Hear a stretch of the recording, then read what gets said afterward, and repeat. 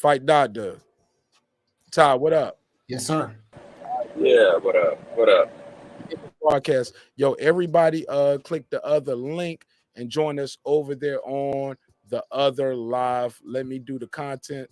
I'm gonna copy and paste the link, but actually all y'all got to do is actually end this live and y'all refresh your screen and we'll be right over there. Somebody said it's back. Nah, it's gone, homie. It's back for you, but a lot of people aren't getting it on Facebook. So fuck with me. All right, y'all, we here. Y'all hear me, right? Yeah. All right, go ahead, man. I just can't play that Canelo clip, homie. It is what it is.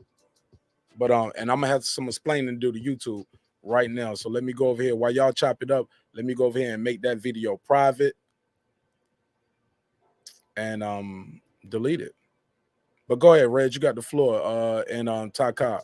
I call this dude Ty Cobb. Man, it ain't Ty Cobb. But go ahead, Ty. What's up? Yeah, man. I thought.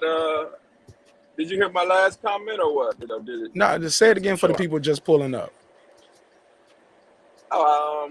Yeah, I would vote Canelo the top fighter in the sport just based on the opposition and the regularity in which he fights and the number of world champions that he's beat in the last calendar year. So I would definitely give him the nod. I thought he just fought timid as hell. He kind of fought like AJ, behind the jab, but he never committed to like a 1-2. It was just a flicking jab. Now, throw a 1-2 and commit to the 2. Throw a 1-1-2 and commit to the 2. But he was always on his back foot, like I said, before the fight. These guys don't have no stationary defense. They can't stand in the pocket with him. And he's just gonna be coming forward the whole night, But yeah, that's my take. Yeah, no, I got to disagree with the fighting timid points. I got to disagree with that 1,000,000,000%. I don't think Caleb fought timid. I thought he was relaxed, confident, comfortable inside that ring, and he felt like he belonged. And even Canelo had to acknowledge the fact that this kid belonged in there. He even talked about it in the ring with him. What'd he say? What'd he say? He was like, "Man, you box well." He was like, "Man, you're very good." He's like, "Yeah, I'm good for someone." Forgot what Caleb said. But this the post-fight press conference? No, this is in the ring. It's on Instagram. Oh, when they did the interview? No, they on Instagram, Showtime's Instagram page. Go watch it real quick. Yeah. Is it a post-fight? Are they talking one-on-one with just them two? No, they in round number 9 talking in the ring. Oh, you can hear them. Okay. Yeah, because they got those cameras, man. Showtime is on point, man. And it's I'm gonna tell you what they say. Let me see. Here, I'm gonna play it for you. Let me take off my headphones. Oh, I can play. Yeah. We can play the audio. I just can't show the video. No, I ain't gonna play no video. Yeah, Here you go. Damn, they fucked me up with that one. Oh, they got that. Well, let me. Oh, you got it?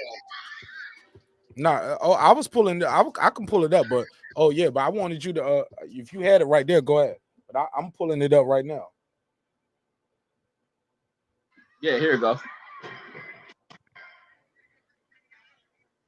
And Canelo said, "I'm pretty good for 21-0. I respect your skills." As they fighting, you hear it? Who said that? Caleb saying it. He's saying it to Canelo. He said, "I'm pretty good for 21-0." Yeah. Oh no, is Canelo saying that to him? No, he's saying that. So he giving himself props. That ain't the dude knocked him out telling him that. No, Canelo tell him yeah. Canelo said yeah. Yeah. Oh, okay. They said I don't hear shit. Let me pull it up. I'll pull it up. Showtime Instagram. I'm on show. Is it Showtime Boxing? Showtime Sports? Because when I pull up Showtime Boxing, go to their Instagram page. I'm on it right now. Showtime. And you can see it says, you will see a little white caption says overheard in round 9. I got it right here. Let's get it. Let me turn the music down. Good fight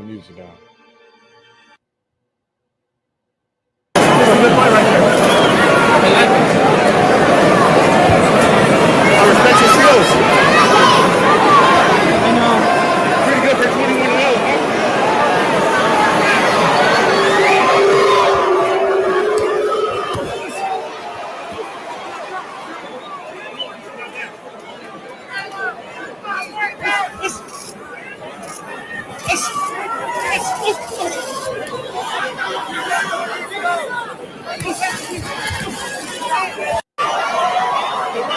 Yeah, I heard. I respect your skills. Pretty good. Am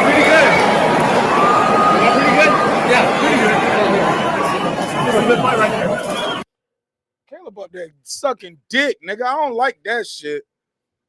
Me I'm either, sorry. bro. He I said don't like. he up there asking for approval. He said, Yeah. I'm pretty good. Yeah, I'm pretty good. Canelo like, yeah, but I'm gonna catch you though. Man, that's clowning, man. Yeah. I Man, don't come like on. that. I'm clowning or I'm clowning. No, Caleb clowning. That's what I'm talking about. He clowning. You make Canelo admit, like, man, yeah, you good. I No, guess you so, but, staying alive. Yeah, I ain't caught you yet. yeah. I'm sorry. Go ahead. I mean, And while y'all do that, I'm gonna blast this link out.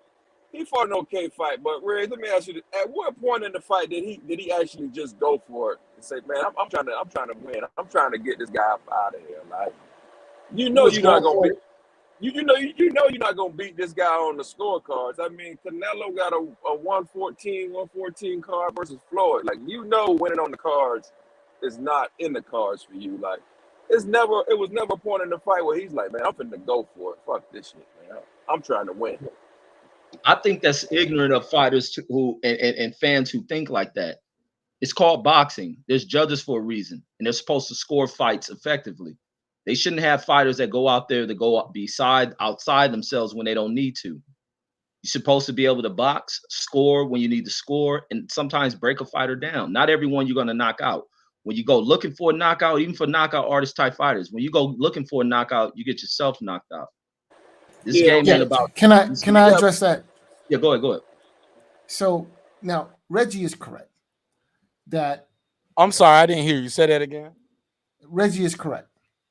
I'm sorry, I got a bad connection. One more time for the people in the back. He tripping that we agree and shit. Reggie is correct. Just wanted to hear that one. The only thing that Caleb Plant should have to do is go out and win 7 rounds. Like, honestly, win 7 rounds. And it shouldn't have to be dominate for 7 rounds, but just do enough to win a round 7 times during the course of the fight. That is all he should be required to do. But unfortunately, Plant isn't the house fighter. The boxing machine and the politics thereof don't work in his favor. You know, they work in the favor of Canelo Álvarez because he's the face of boxing. He's the money man. He's the guy who sanctioning organizations changed the rules for to accommodate his cheating, right? That's just the fact of the matter. So, unfortunately, politics exist in boxing, and dare I say, they affect the outcome of fights, that they affect the scoring. You know, these are just realities. So, you know, that's correct.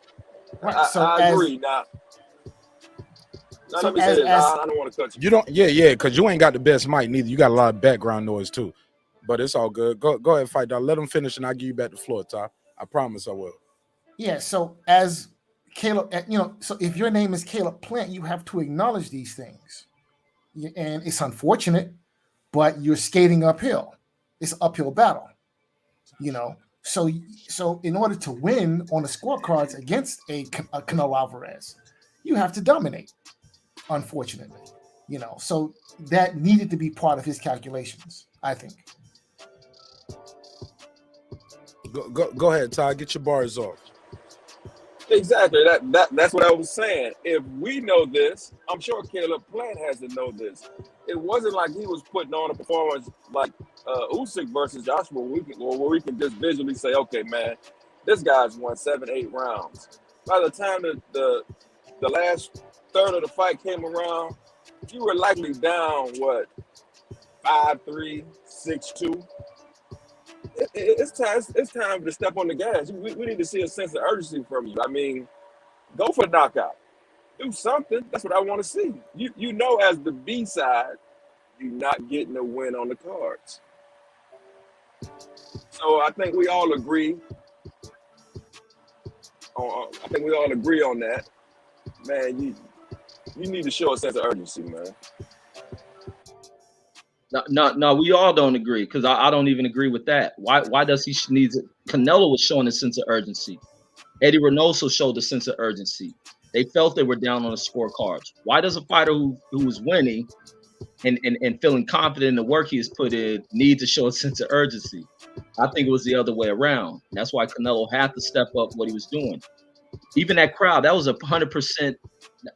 Let me even be conservative. That was a 98.9% Canelo crowd, and they were quiet in that fight. They sensed a sense of urgency. They knew Canelo needed to knock this guy out based on if they think the fight is being scored the way a fight is supposed to be scored. There was no need for Caleb to go out there and risk it. Caleb just had to survive. He couldn't make no dumb mistakes. He made one critical mistake, and it cost him. What was that mistake, Reg? That glove was too low. The glove, well, he didn't have the glove up high enough because Canelo And he pulled straight back instead of ducking under that hook. He tried to pull back out of reach instead of just ducking under it. And then the second punch, because it was the also, right hand. He didn't move far back enough. The one where he made the critical error was where he dug down. And it's like I said, it was the same mistakes he made on the stage when Canelo where they had the pushing match. Also, lack of inside game. Can we say that? On the inside, he held Canelo instead of you saying you the naturally bigger man. On the inside, you ain't throw no punches like that. It was Canelo fighting to get free, and he will fight loose, get that right hand loose, and he will punish the left side of Canelo. Caleb Plant's kidney, face, chin, head, back of the ear, head. Yeah, he definitely hit him in the kidneys and behind the head. Yeah, he was hitting him in the back, but I thought Caleb did some good work on the inside. I thought when Caleb stepped on the inside and Canelo tried to throw a punch, he was controlling those arms. He's using good clinch work and arm control. Even when Canelo tried to throw punches, he'll have his arms extended to slide with Canelo's punching, aiming it downward or diffusing the extension on the punch. Like Caleb did a lot of good shit. This was probably one of Canelo's most ineffective damn fights in his career. He knocked him out, homie. What you mean? Come on, one punch. Come on, man. One punch. More than one punch. I'm going beyond that one punch. Nah. Reg, only point on Reg right now is his. No, Canelo man. Canelo did miss a lot in that fight. Now, I got to be honest about that. He did miss a lot in that fight. But it seems like Reg is saying, okay, if the expectation for Canelo is knockout, but if Caleb survived 12 rounds, we supposed to give him a participation trophy. That's what Reggie doing, bro. That's what he doing. And I love Reg. You know I love him, bro. But Reg, y'all interpretations are worse than y'all interpretations are worse than people that read the Bible. That ain't what I'm saying. Oh, you an ass. Leave my grandmama's Bible alone. She ain't know no better. That's what her ancestors gave her. Right. Y'all acting like the ancestors gave y'all this boxing stuff that y'all misinterpreted. I'm a non-believer, so Oh Lord, damn, that ain't even better. You gotta believe in something, homie. You ain't God, like you didn't create the whole world because it was here before you. So it's something higher than you. Daddy? But that's a whole nother conversation. Yeah, let's not do that. Yeah, it's a whole nother conversation. Man, we gotta do that one too. You know we do that conversation too, Ty. You know I love you, bro. We do that here. You at home? Yeah. We can do those. Where you from? Mark, where you from? Nash County, Mark Nash, hence the name. Listen, Mark. Mark, real quick. What you say? Yo, Mark, real quick. It's in North Carolina. Felonious Monk was born in my city, man. Okay, we got Phil Ford. Yeah, we got a couple people, man. Felonious Monk, Phil Ford, but we got a lot of local hometown heroes that you'll probably never hear about. Okay, I'm out here in Charlotte. I thought you was from Atlanta. I was like, I live in Atlanta though. I live in Atlanta. Oh yeah, and we broadcasting from Atlanta, right? Yeah. Oh, you in? I'm from Savannah, but I live in Charlotte. I moved there when I got out of the Air Force and shit. Bro, you 4 hours away. Next fight, pull up, man. I'm gonna buy you a ticket. How about that? Man, I was gonna go to the Shakur fight. I had some free tickets on the bro. I had a free ticket to give you that night because I ended up sitting with Kyle and all of them. They were on second row. You ever get tickets out that vet ticket site? There were some free tickets on there, like 300. No. We I always buy my ticket because I want to look stupid at the gate. But I always try to hustle my way down somewhere else. But look, go ahead. Somebody else was trying to get in about the yo, Mark. Go ahead, fight doctor. I'm sorry. Yeah, listen, I will be in Atlanta Friday. Oh yeah, what you got popping down here? I'm just coming to go visit a relative. Hit me up when you get in. Hit me up on Thursday to remind me. And I'm gonna link up with you somewhere, man. Let's go out there and have a drink somewhere. All right, bet them up. I'm gonna hold you to it, fight doctor. Drink on me. First round on me. Long as it's long as it's a shot. Like don't be in there like I want some Cristal for my first round on Martinez. Nah, nigga, get your usual shot of Hennessy or whatever. It'll be my usual shot. Yes, sir. Yeah, I got you. All right, don't put me. Yo, like don't be in there like I only drink Moet, nigga. I'm like, hey. Look, man, we trying to get the numbers back, man. We lost some people. I played a clip I shouldn't play, so it's the second round, but the same conversation, man. Canelo pound for pound #1. Reggie saying yes, right? No, I think he one of the top guys in the divisions he fight at. I don't go with that pound for pound shit. Somebody's pound for pound, bro. Is he the face of boxing? How about that? I can give him that. I can definitely get him that. Everybody's chasing at them, so yeah, he's definitely that. I gotta disagree with you on that one a little bit. Shit, who is? I'm gonna break it down. I'm gonna reserve my opinion to go last. Fight doctor, is Canelo pound for pound #1? And if not, then who? Alvarez is pound for pound #1. Is he the face of boxing as well, though? I think he's the face of boxing in America, in North America. But overseas, in Europe, maybe not. You know, maybe no. It's all, boxing Anthony is one Joshua. Sport. Boxing is one sport. Well, yeah, well, Anthony. So boxing. So boxing is one sport, but it's a worldwide sport, and people in different places have different points of view. You follow what I'm saying? So, like in the UK, Alvarez is not the face of boxing. It's Anthony Joshua, or at least it was. You know, so it just depends on where you are. Dictates who the face of boxing is. So in terms of North America, it's definitely Canelo Alvarez. I disagree with you a little too, but I still love you, fight doctor. Go ahead, Ty, you got the floor. Is Canelo pound for pound #1? If not, then who? And the second question is, who's the face of boxing? Yes, on both fronts. I mean, he is the pound for pound #1, and he is the face of boxing. I mean, if you're not the face of boxing, why these guys at 168 ain't unified, preserving their old, waiting on the Canelo sweepstakes to cash in? No different than the guys at 175. Like, and all them guys on top rank. Like Bob Arum usually don't do no shit like that, but I think he about to line his guys up just like Al Hammond lined his guys up to cash in they owe at 168. So face of boxing. Hold on. What you mean? Al Hammond lined his guys up? Shit. Caleb Plant held that belt as long as he can. Probably Benavidez or Charlo gonna get a fight next. Canelo said he's gonna sit out until May. So you think they're gonna sit on they gonna sit on they until then too? Who is they? Benavidez or Charlo? Benavidez got a fight coming up though. Well, I mean, he got a fight already scheduled before this fight was made. Still, somebody at 168 gonna get it. I don't think Canelo's gonna go up to 175. I don't think he won't Beterbiev yet. I think he's gonna age him out. He's 36 now. Be 37 in January. It'll be 38 and a half by the time he get in the ring with Canelo. Who gonna be 38 and a half? B-Ball 36 right now. He'd be 37 in January. I say by 2023, summer 2023, Canelo, he'd be right for the picking for Canelo. In his 30, he'd be 38 and a half. Yeah, he'd be ready. Ready. Hey, Rachel, you did a show, did a topic on your show. It wasn't a live, but it was a brief upload about Canelo taking time off.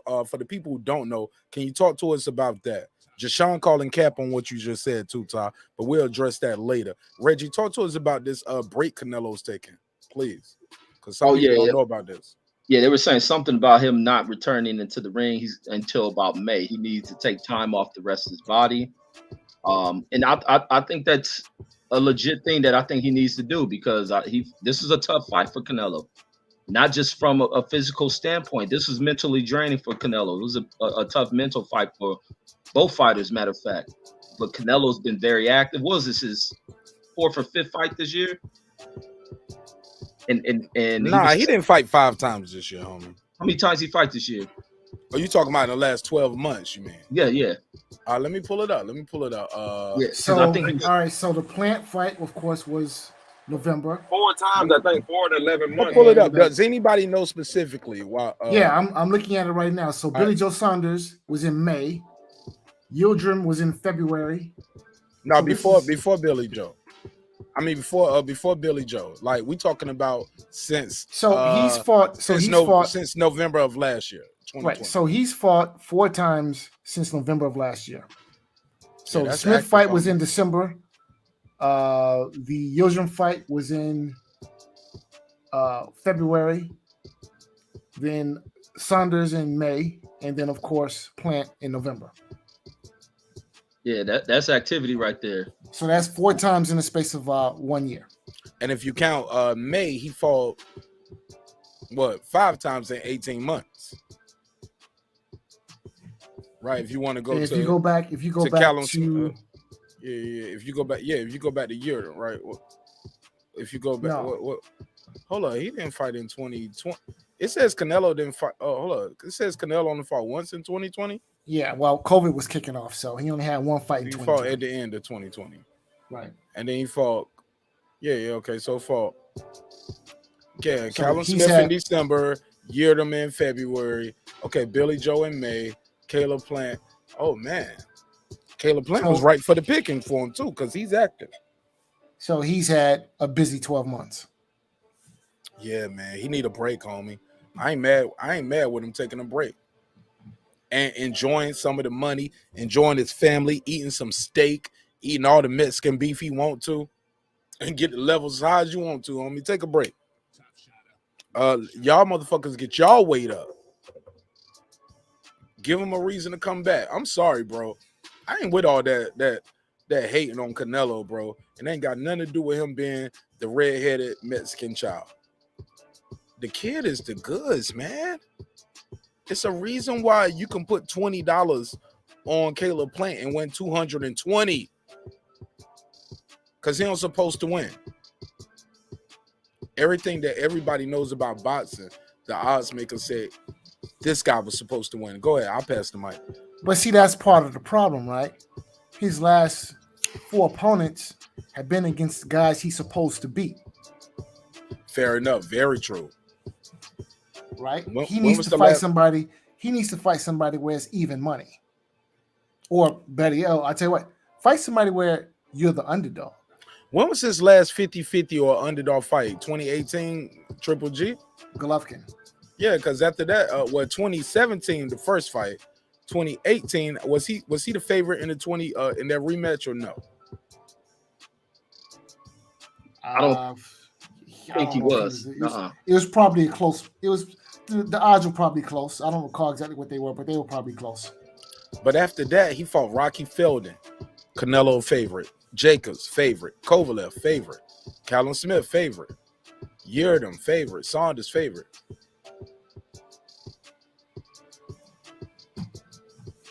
I mean, at this point, who would you favor to beat him? Evil, Smith, Beterbiev at 175? It was some of them guys. Yeah. I mean, yeah, it was times you could have picked some of these. Well, some of these guys, he might have still been a favorite because you don't know these guys. If you're casual, like my guy Luke Kane, who was here earlier. So who would you favor to beat him at 175 or at any weight division? I don't know that I would favor any of those guys to beat. But it'd be it'd be more of a 50-50. Like right. I think him and Benavidez is a 50-50 at 68. So that's a competitive fight, and him and Beterbiev, that's a competitive fight. Yeah, I agree, but I still think he's gonna wait Beterbiev out for about another year and a half before he makes that move. Mike James called him bullshit. He said, "Man, Smith, Yildirim, Saunders, pound for pound, nigga, please." Well, I'm sorry, he didn't say that. He said, "Pound for pound, gauntlet." Yeah, okay.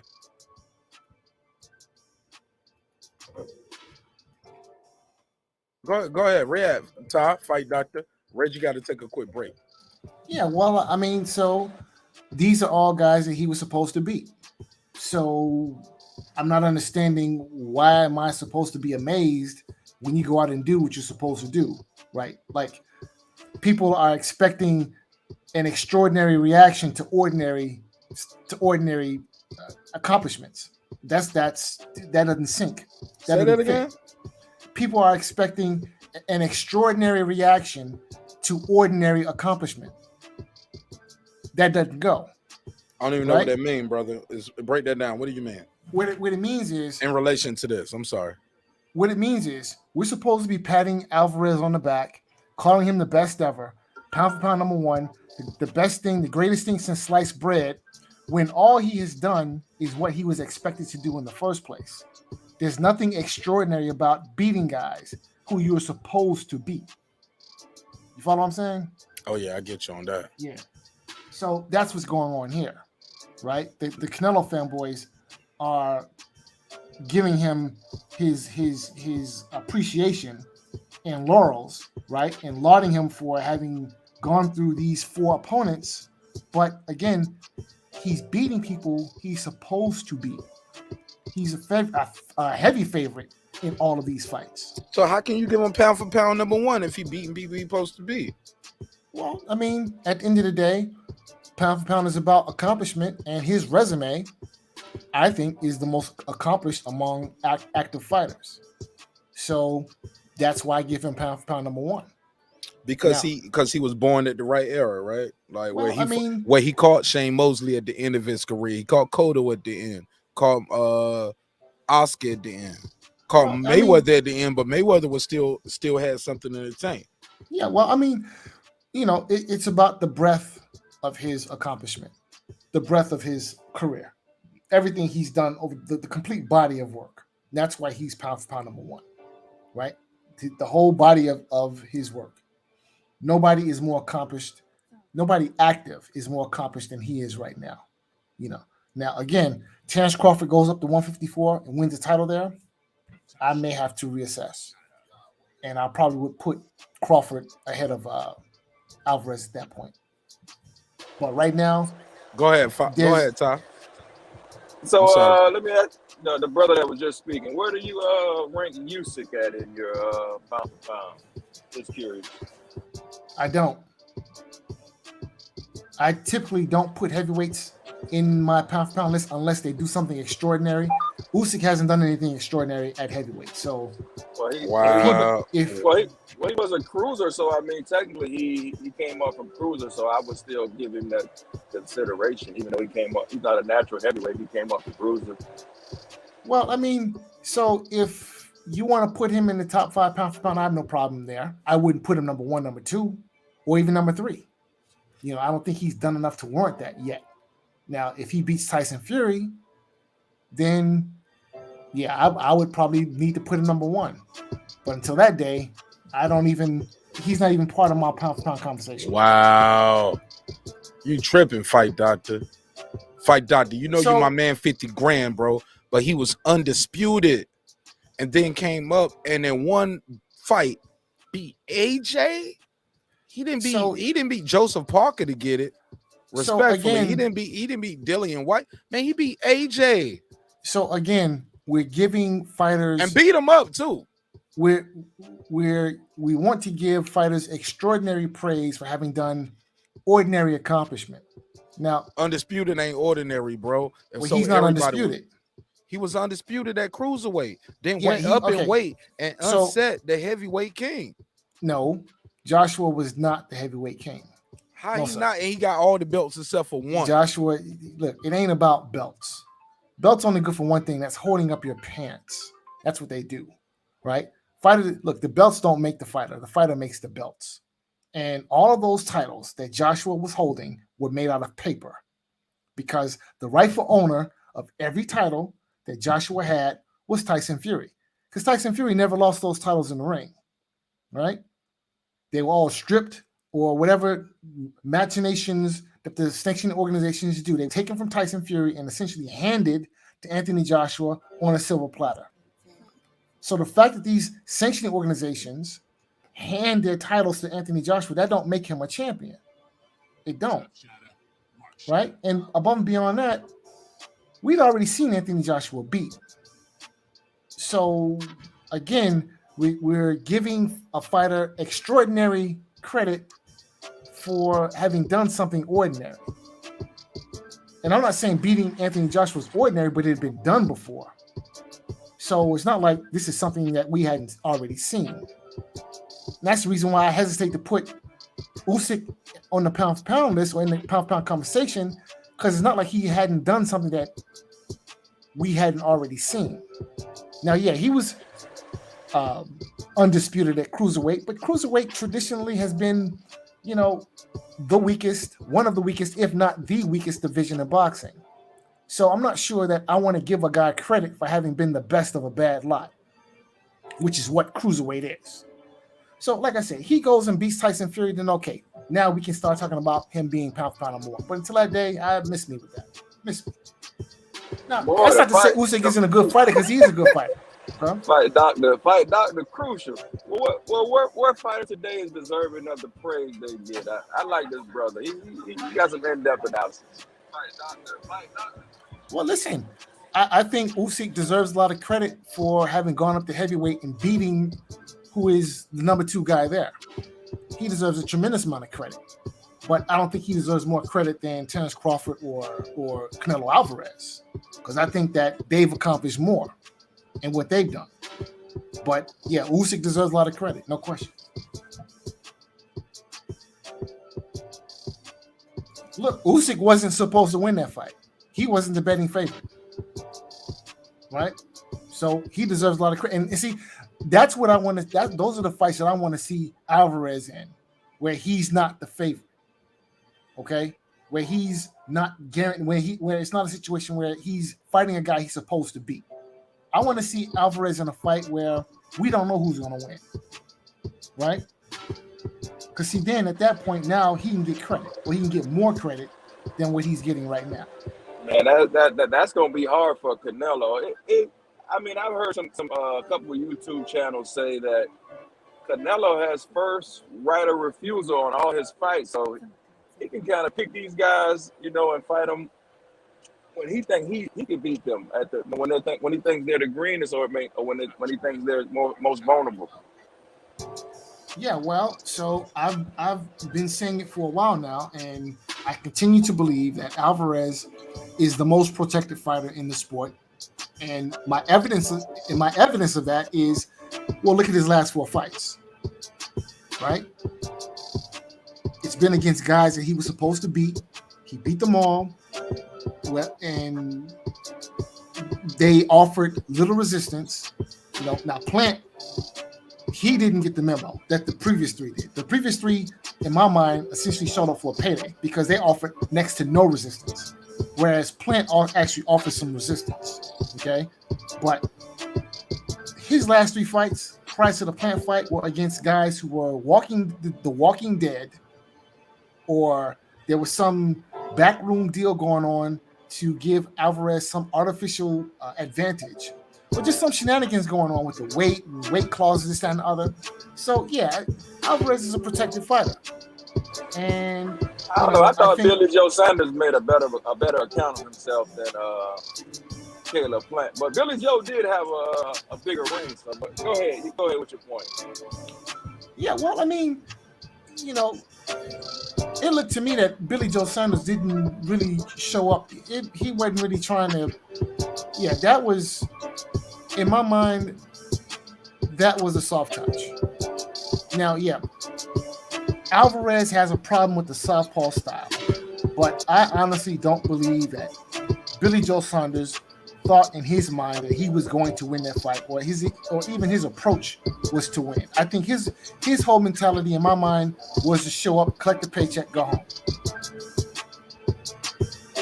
So you don't think Caleb Plant fought to survive? I mean, like I've said since I came on the show, I don't think he ever sat down on his punches and, you know, hey, I'm here, I'm trying to win. It was just, you know, survive. I'm gonna try to box. It's $10 million. Well, I mean, I think that Caleb Plant showed up to win. I just think that perhaps he didn't make the proper adjustments. I think at some point in the fight, somebody in his corner should have said, like, look, dude, you're not going to win on the cards, right? And you need to turn this into a street fight. You're probably going to get knocked out, which is what happened anyway. But if you want to give yourself the best chance to win, you need to go out there and hit him as hard as you can and put him down on the canvas and earn his respect. But I think part of the problem is that Plant's brain trust lack experience at the higher level, and they probably just never been in this situation before and didn't know what to do. Yeah, that's true. I'm curious, what the fuck did Andre Ward teach him in that short amount of time? Couldn't have been much. Because there was nothing I saw that Andre Ward, not a piece of Andre Ward I saw in that fight. Like, Ward is a short to mid-range type of fighter. I'm like, man, kill the Plant. He just want to stay on the outside the whole night. Like, what were Andre Ward got more pop too. Andre Ward, he ain't no knockout puncher, but Andre Ward has what they call respectful power, bro. Yeah, Ward is stubborn. Ward will stay there, and you gotta outwill him.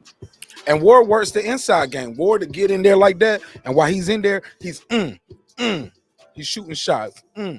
Caleb Plant was in there and he was holding, and he was pulling away, and as he pulling away, he getting hit in the face and getting hit in the damn side and kidney all night. Sorry for the animation, guys, and if you lost the audio, but I'm showing you that on the screen if you're watching, he's pulling away and getting hit in the fucking kidneys all night. Yeah, he ain't nothing like Ward. Like, Ward gonna elbow you. He gonna do some borderline shit, like the shit he did in the Sakio Bika fight. I'm like, whoa. Like, Ward gonna bend the rules a little bit, and he gonna get on your nerves, and you gonna really have to beat Ward. I think the movement of Caleb Plant gave Canelo trouble, or just, I ain't even gonna say trouble, just frustrated, bothered him, annoyed him, got on his nerves. But eventually he caught him though, and that's what it's all about. He caught him. Yeah, they all say that. Yeah, we gonna move, but goddamn, how much moving you gonna do? You gonna have to sit down and fight this motherfucker. Eventually, they all do that. They move the first half of the fight, and then after the fight, yeah, they gave Canelo trouble. They were boxing him, but motherfucker on his back at some point during the fight. And that's just what it is. That.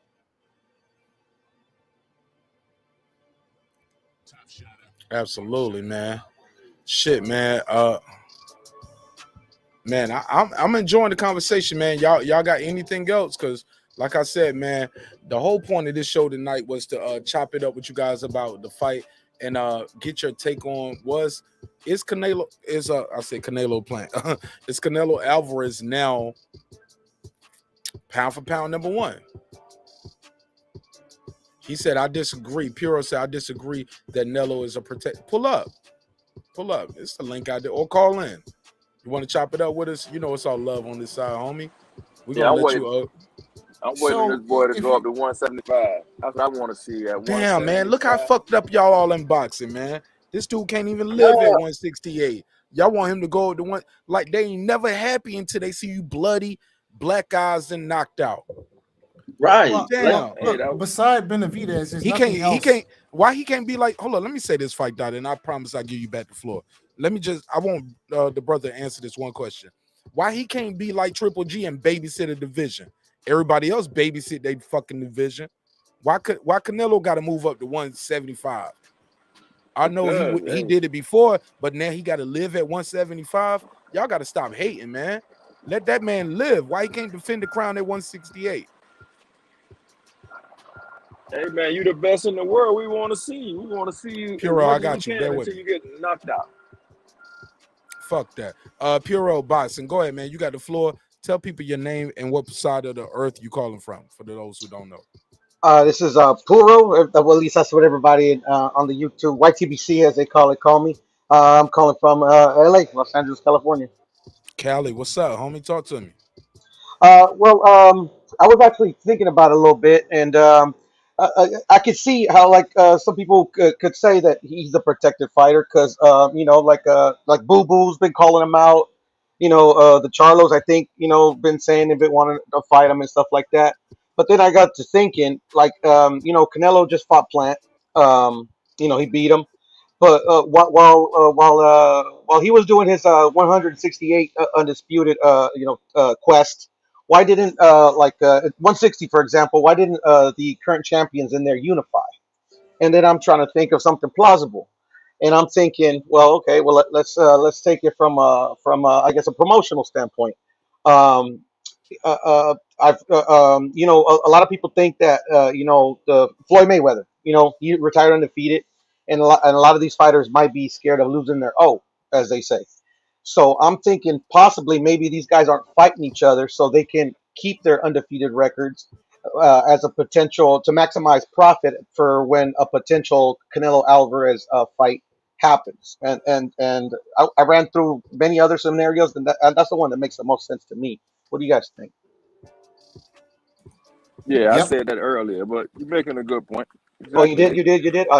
I just got on. I saw you guys were on, so like, well, let me chop it up with you guys. Yeah, man, Yeah, you're making a good point.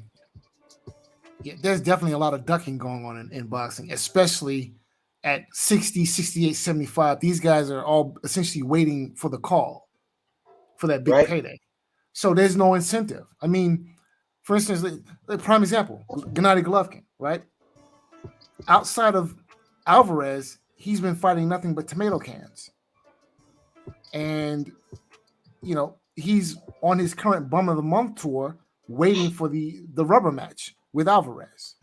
So there's no incentive for him to fight a Charlo or an Andrade because fighting those guys, even if he beats them, that doesn't get him any closer to an Alvarez rubber match. So why Correct. take the risk? And it's unfortunate, but that's just the way it works. And I totally agree with you. But also in the same token, uh, like and again, Triple G it's an interesting situation, and I think like me personally, I don't like to call fighters ducks because I truly believe these guys are warriors, and they would turn down no smoke. But we get frustrated when these fights don't get made, and so do I. You get what I'm saying? And and it's an interesting case with Triple G, and not just Triple G, but any of the other fighters that are holding on to a title longer than they should. And the politics, unfortunately, the business of boxing has gotten away ever since I started watching the sport. Back in the late '80s, early '90s. It wasn't as egregious as it is now, where you literally we've gone through like a whole year sometime, and we don't get some of these best fights. You get what I'm saying? It's very weird and very frustrating for us as fans that we don't get to see these fights because, like, trust me, I mean, I would definitely love to see Jermall Charlo fight an Andrade, because these guys are all asking for Canelo, but Canelo can't fight all of them at once. You get what I'm saying? And then also, they're not with them not fighting each other. It's kind of a disadvantage to them because like Canelo is like has all this experience over him. You get what I'm saying? Preach. Keep cooking. Like I told y'all, sometimes I'm a fan of the show. I'm a fan of the show, so I would be remiss if I didn't let y'all keep cooking. Go ahead. So Yeah. Well, let me go ahead, boss. Yeah, David Benavidez called out Jermell Charlo. Was it Jermell or Jamal? Jamal Charlo. Yeah.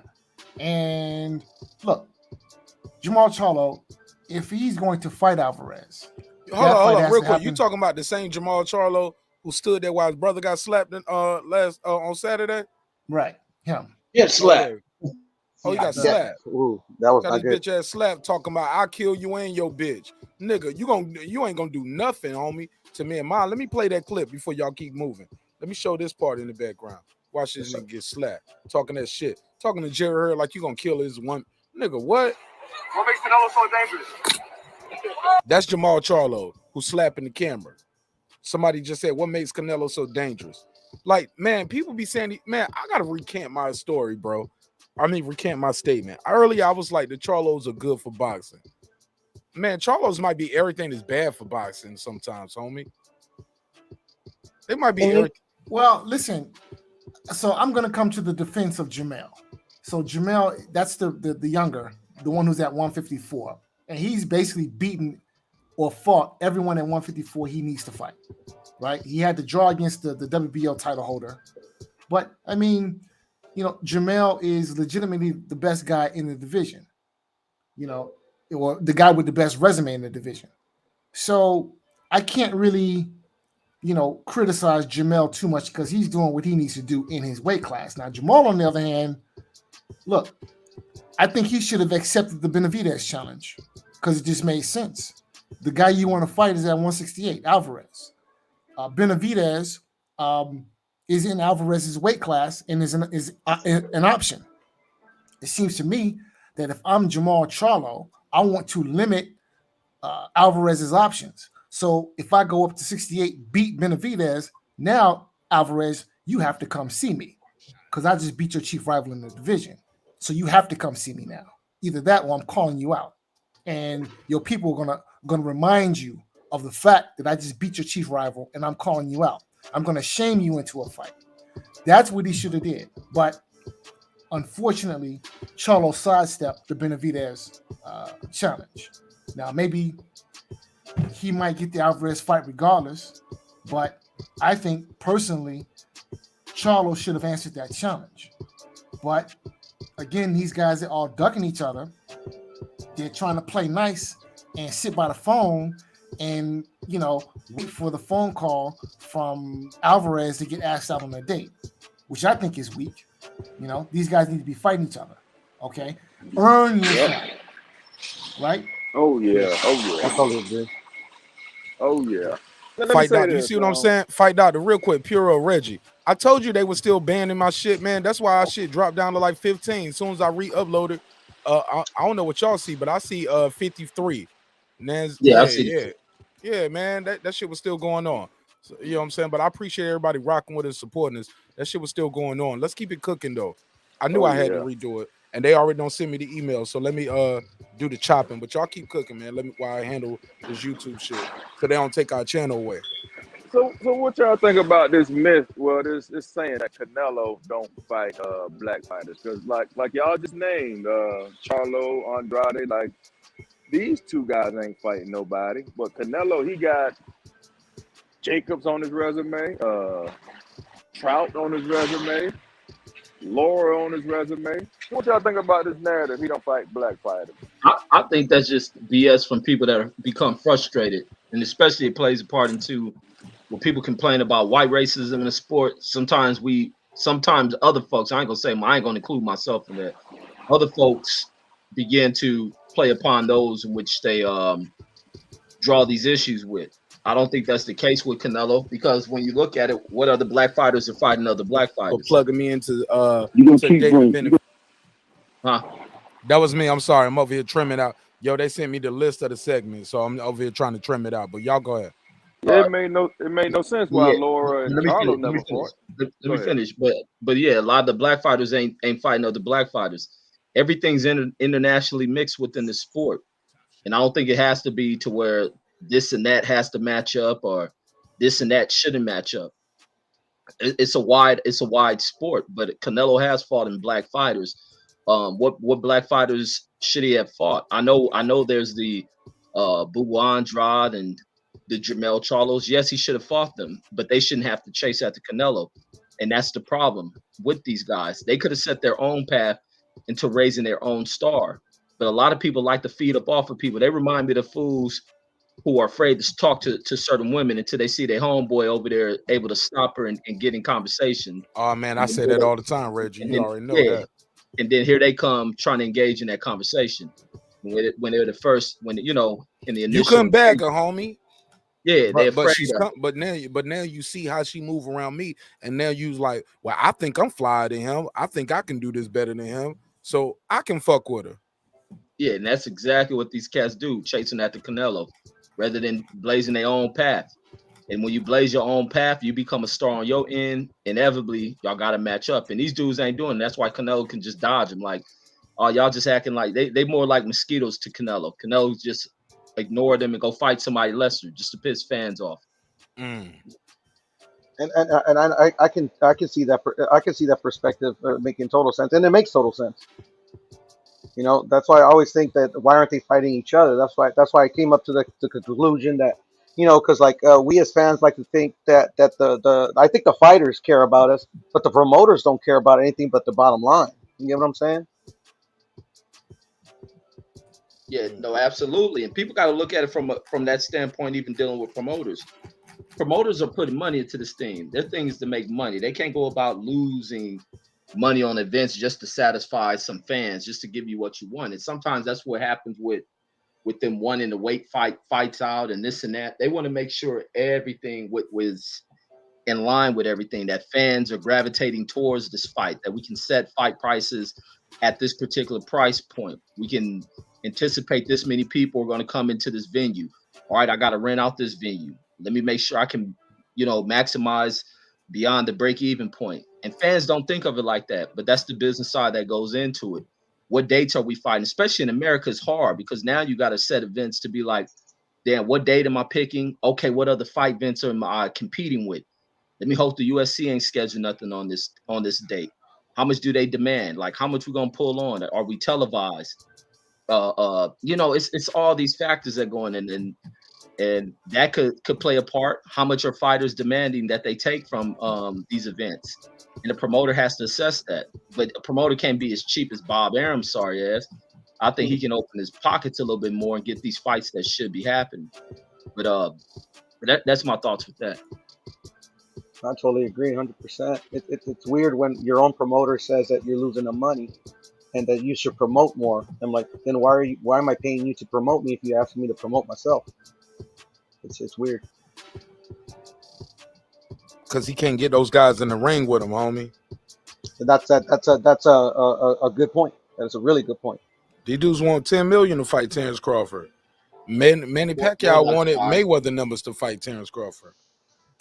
They wanted 5 for Terrence. Bob wasn't willing to pay it. 5. Pacquiao? No, Danny Garcia. Oh, Danny wanted 5 with no title though. He won his career highest payday with no title. Yeah, but still, that other dude made a significant amount who had no title that he fought. Amir Khan got a country behind him, and he medaled in the Olympics. There's people that know him worldwide. That's what pay-per-view is. We didn't know he was gonna go in there and take a dive though and be like, he hit me on my thigh and I quit. Yeah, Bob thought he was gonna get that backhand UK money. Yeah, man. Money. Like sometimes you bet and you gamble wrong. He didn't know Amir Khan was gonna go in there and bitch up, but he did though. He wanted Amir Khan went in there and folded. Dry laundry. That's your man Amir Khan. That ain't Bob's fault. That ain't Bug's fault. I hear you. It's damn sure our fault for buying the pay-per-view though. If we did. That's true. I guess us as fans, we got to find out like how much control we actually exert over how they move these fighters. All right, real quick, let me let this guy Tough TV pull up.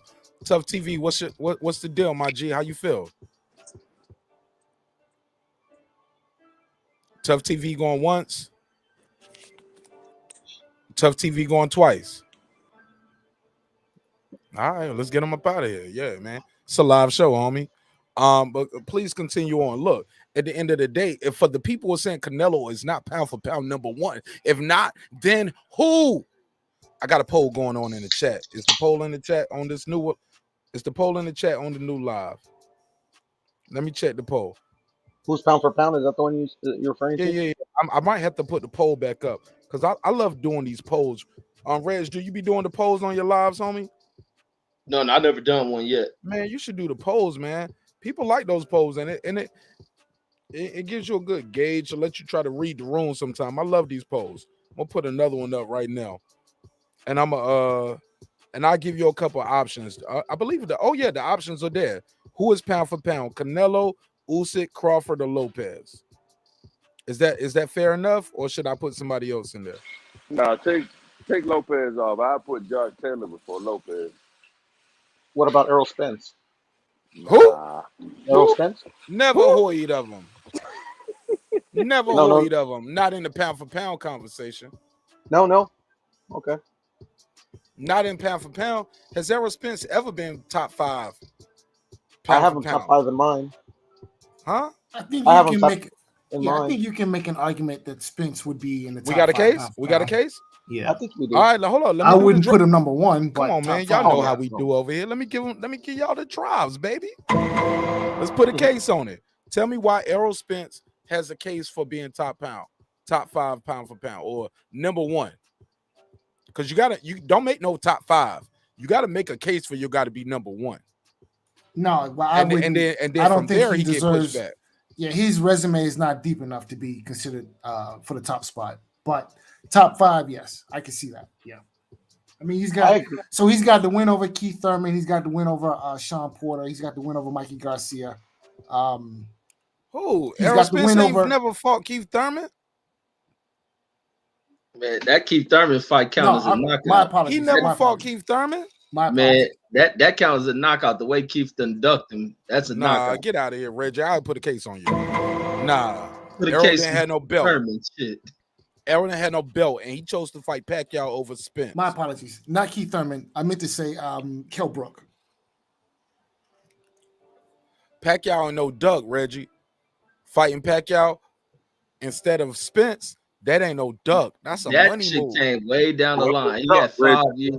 Nah, he got injured. He fought somebody. Nah, Reggie. Errol Spence has the. He's unified. He unified. Keith Thurman got in an accident in the car simulator. He got in a car accident in the car simulator. Let him finish real quick. Let him say it again clearly, because we got 52 people in here. I need everybody to hear everybody clearly. Go ahead, Fight Dot, Reggie, and then I'm gonna let Fight Doctor say his rebuttal, and we're gonna let my guy Tough TV. Oh, I'm sorry, True. Is that True Fight TV? But oh no, Truth TV. I'm sorry. Go ahead, Reggie. Fight Keith Thurman got in a car accident in his Gran Turismo car simulator. Yeah. What's up? I'm gonna let you. Go ahead, Reggie. I muted him. Faked an injury, and then made up all type of other excuses for avoiding Errol Spence. It was beyond belief, and it ruined Keith Thurman. Keith Thurman ruined his career off of his avoidance of Errol Spence. Even when Errol Spence had a title, he still avoided him. Go ahead, Fight Doctor, and then I'm gonna let Truth TV get in right after you. So he's got the wins over Garcia, Danny Garcia, Sean Porter, Mikey Garcia, Kell Brook. So I think that's good enough to put him in the conversation to be in the top 5. But his resume is not deep enough to be considered number 1. No.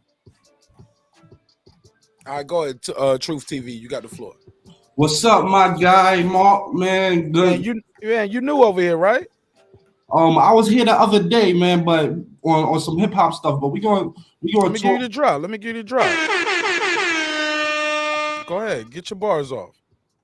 Yeah, so basically, I'm gonna say thanks for having me on the show. My name Truth TV, man, aka the Shaman Man, and I'm gonna tell you one thing, one reason why we shouldn't even be talking about Errol Spence in a pound for pound. Say it again. I'm gonna give you one reason. Captain. Go ahead. One reason why we shouldn't be talking about Errol Spence in a pound for pound means you gotta be a champion in more than one division. And Errol Spence is not a champion in more than one division. He's only a champion at 147. That's why he can't be included in the pound for pound list. Terrence Crawford moved up in weight. He a champion in several divisions. That's why they even consider him a pound for pound. Gervonta Davis is a champion in several divisions. That's why you could even say he's pound for pound means you're a champion in several divisions. So Errol Spence, it's not about the wins or how many high profile fights you have. It's about adversity. Yeah, adversity. Did you switch that division? Did Errol Spence go down or up? Did he try to cut his weight? Did he feel that pain to cut your weight? Or did he gain some weight and he feel a little sluggish? Now he fighting at the next weight class. What's the next weight class up? You know what I mean? So Errol Spence still fought in one weight class. So that's why he can't be pound for pound. And one more thing I want to bring up. I'm not trying to change the subject or anything, but Canelo, the reason why I watch, I'm a Scorpio, so I'm very observant. So the reason why I don't feel like Canelo is pound for pound, because I watch boxing very closely, and it's a lot of dirty games being played in boxing that we don't see. So if you follow boxing, you know when Canelo was trying to fight Triple G that second time, they had to postpone it because he was using drugs, steroids, or whatever you want to call it. Oh shit, gotta put a case on him. Hold up. So this is a perspective that nobody look at. Everybody want to say, oh, he pound for pound, he pound for pound. But what did he have to do to get pound for pound? He talking about he was eating Mexican meat. That's why the steroids was in his blood. Come on, man, you was cheating. So nah. They caught like 3 different soccer teams. Well, I don't even say caught. That's poor verbiage on my part and poor vernacular. But 3 different soccer teams, like the whole teams were like, that's something they do in Mexico, homie, and they eat beef on everything. Like, nah, listen what I'm saying. I'm not. That's something that the farmers doing in that country. That's. I understand where you're coming from. It's a possibility that the meat could have steroids in it, but it's also a possibility that these people are athletes and their coaches was cheating. Fair enough. Because you're talking about soccer teams now. So this is an athletic sport. Your body is breaking down. It's physical. You're getting kicked in your shin. You feel me? So people, you can't pass nobody. Yeah, 2 soccer teams, but that's still in the same field, the athletic field. So now we got these people, even football players. I mean, but hold on. To be fair, the grocery store worker ain't getting checked. Like the dude who just walk into the store delivering newspapers ain't getting checked. The taxi driver ain't getting checked. The person is getting checked is the person who competes, and that person eats the same beef. I'm just trying to be fair. Yeah, because I don't live in Mexico, but I travel there often. Yeah, we gotta have adversity, but I'm just stating my perspective on it. You feel me? I understand if you wasn't an athlete, and so you telling me all them years you got a $50 million fight, $50 million on the line. Any of us probably will kill our best friend. Not me, but I'm saying a lot of people kill their best friend in the hood and in these hoods in America for way less, $50,000. You talking about $50 million. You got $50 million, probably more than that. I don't know how much they was getting on the purse bid. But what I'm gonna tell you is you got $50 million on the line and you ain't gonna make sure everything you eating, you don't know Mexican beef got steroids in it. A $50 million fight, you gotta have everything online. You can't just be like, oh, I'm gonna eat this Mexican meat. Oh, I forgot it got steroids in it. You got $50 million on the line. We ain't playing with 50 million. I'm eating whatever I'm trying to make sure everything go right for 50 million. You feel me? So we talking money on the line. We ain't talking. You gotta be responsible for. So all them other fights. All right. You a fighter from Mexico. So all them other fights, you ain't eat the meat. Only this fight, you ate the meat. I mean, if he was eating the meat then, he shouldn't have got popped back then. Exactly. He from Mexico, right? Let's be fair though. Those tests advance often. Yeah, you got right. Victor Conte working with him. Victor Conte telling them every way to cheat, except for what Snack doing. Yeah, exactly. You got yo, shout out to Charlo. Look, but I'm out to clown Charlo. I want to get into this part of the show before we wrap up. Charlo was like, man, fuck Snack. They don't even spell this shit right. I thought that was funny, but I want you to give me your last take on I want everybody's final thought on this Charlo on Canelo thing, and then I want to go to this Charlo getting slapped by Jerry Hurd. And I ain't gonna be on it long because y'all already know how I do. I'm gonna be back tomorrow, bro.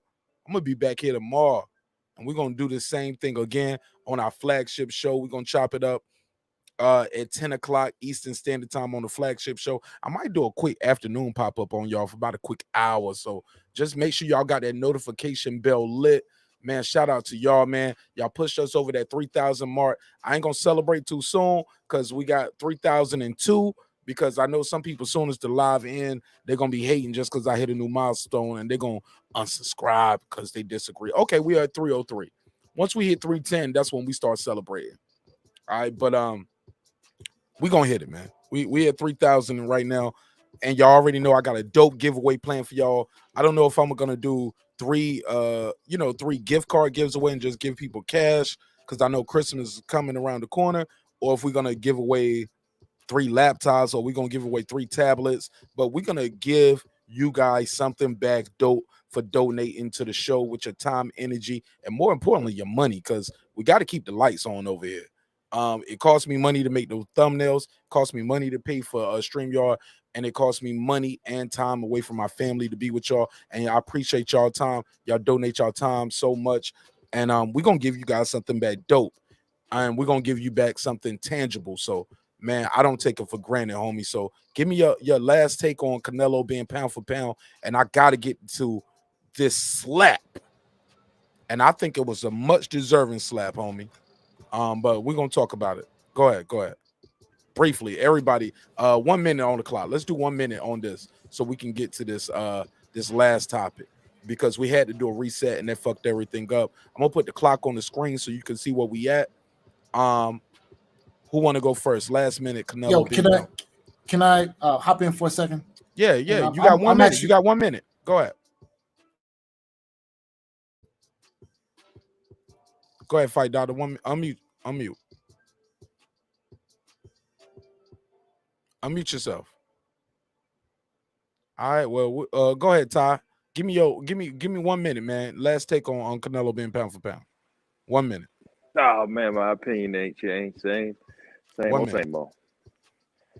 Man, I can't say nothing I ain't already said. So man, it is what it is. Say it for the look. Hey, look, man. Look, it's a live show, man. Some people just pulling up. They don't know what you said before. 1 minute on the clock. Go ahead. Canelo, #1 in the sport, multi-division champ. I agree. Yes. Nothing else, bro. Hey, All right, let me add this. I'm about to get off on that Charlo shit. If that was my brother, we would have jumped that nigga.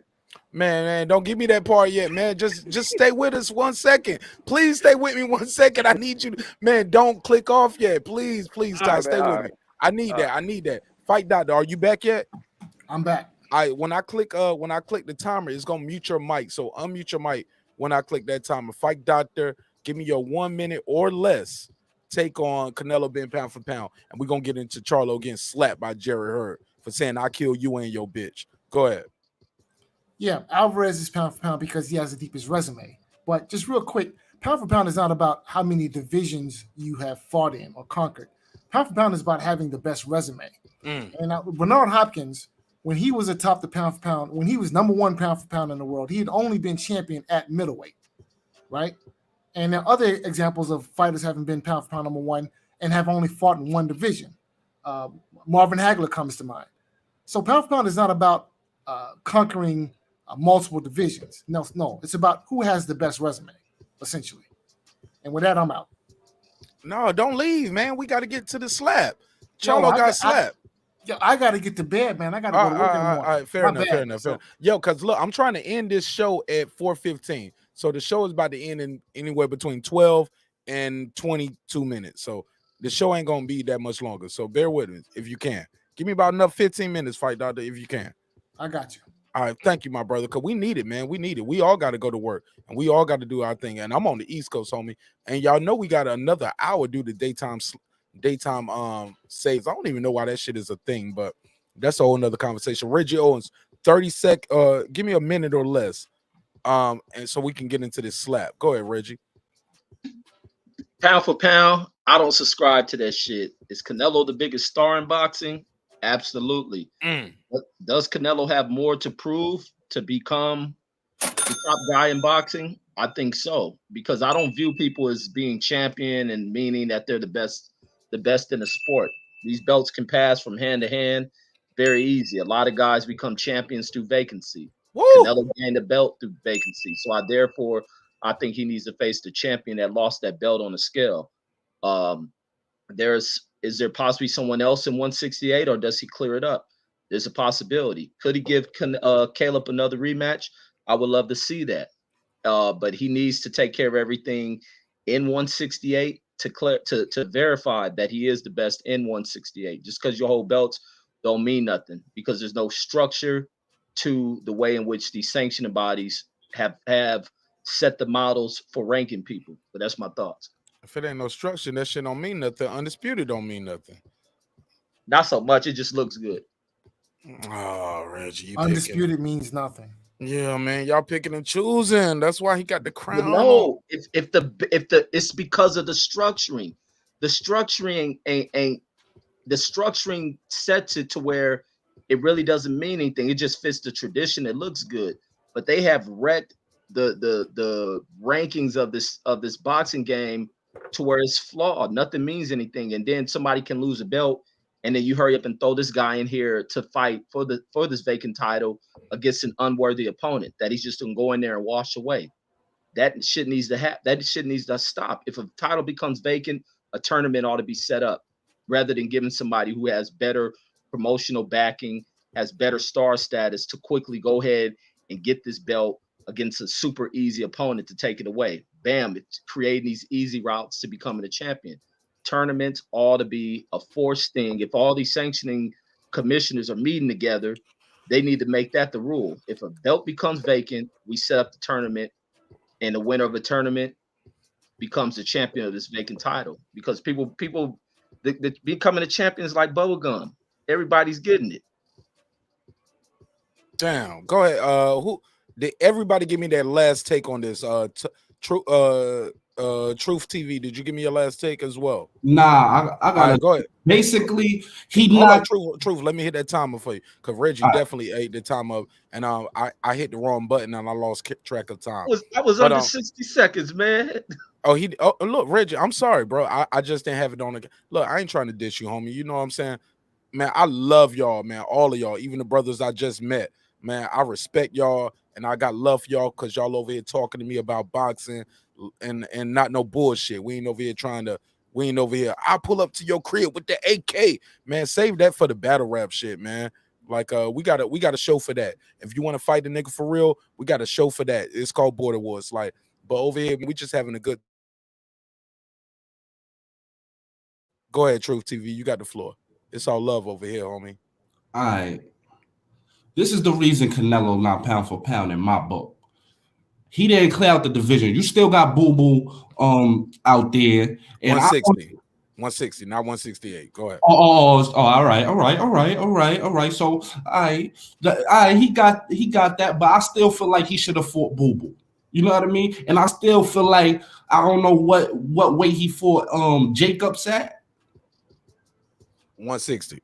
160? Oh, all right. So no. Was it 160 or 168? I gotta check right there. But he did fight Jacobs at 160.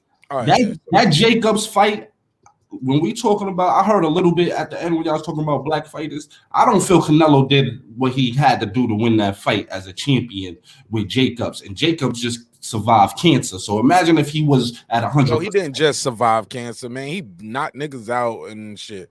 I know. Come on, you know I was juicing it up a little bit. Yeah, and you over your 60. But go ahead. I'm gonna let you get another 30. Go ahead. I cut you off. Yeah. So basically, I feel like Canelo is probably one of the best boxers in the sport, but I don't feel like he's the best. I feel like Terrence Crawford is gonna have a longer career than. I feel like Terrence Crawford is the true pound for pound based on his skills alone, his natural ability. Canelo picked up stuff as he went. Terrence Crawford already a beast and he's still evolving. So I feel like Terrence Crawford is the best pound for pound right now. Time, my nigga. Like you was about to. I heard you take that deep breath. You was about to give me, yo, who else heard that? Right? He was about to go in again. Look. I love you, my brother. And look, and I can kick you off the show. But I want to get to this last topic. Before we get up out of here. Look, I'm sorry, y'all. The show got ended earlier and we had to start a whole nother live. But shout out to all 61 of y'all that pulled back up. Over here saying 51, but it's flicking back and forth. But man, shout out to everybody who love boxing, man. Oh man, the Canelo shit is over. You already know, man. We love boxing and MMA, man. We love combat sports over here, and I've been keeping a counter. And we got this little list I had right here. I put the visual on the screen. I was asking people before what fight means the most to you, which fight is the most important. And man, we only got two left. Crawford and Porter, Kambosos and Lopez. Nobody thinks the Lopez guy is gonna move the needle on the boxing game, but I'm gonna give him a shot. I'm gonna put about a dub on the underdog just because. Put about 10 on him, maybe I think the minimum is 10. I can bet online, so I put 10, maybe 20 on him. Why not? But we're gonna do. Look, bro, we are less than 2 weeks away from Terrence Crawford and Sean Porter. Y'all know your boy Martinez. Some call me the leader of the Terrence Bud Crawford fan club. They call me the Bud Avenger captain. They say me and my guy, Bernie the Boxer, are leading the way. And I'm just telling you, man, this guy been a champ since he been a champ since he been a champ. Oh, man, he never stopped being a champ. Never got caught dirty. So if you're thinking about Canelo being dirty at one point, okay, so you got to think Bud number one, right? But they won't give him that. But we'll talk about that on another episode. Let's get into this last topic I got on the docket. Jermell Charlo got slapped, got hands put on him in front of his twin brother. His twin brother, when he got slapped, you know what he did? Hold on, let me put my drink down. Man, I'm gonna let you know. Somebody slapped me in front of my brother, yo. My brother need to be swinging with the cup in the glass in his hand. Don't put nothing down. Don't be walking all slow, and don't let nobody get in. Nah. You know what Mama taught us?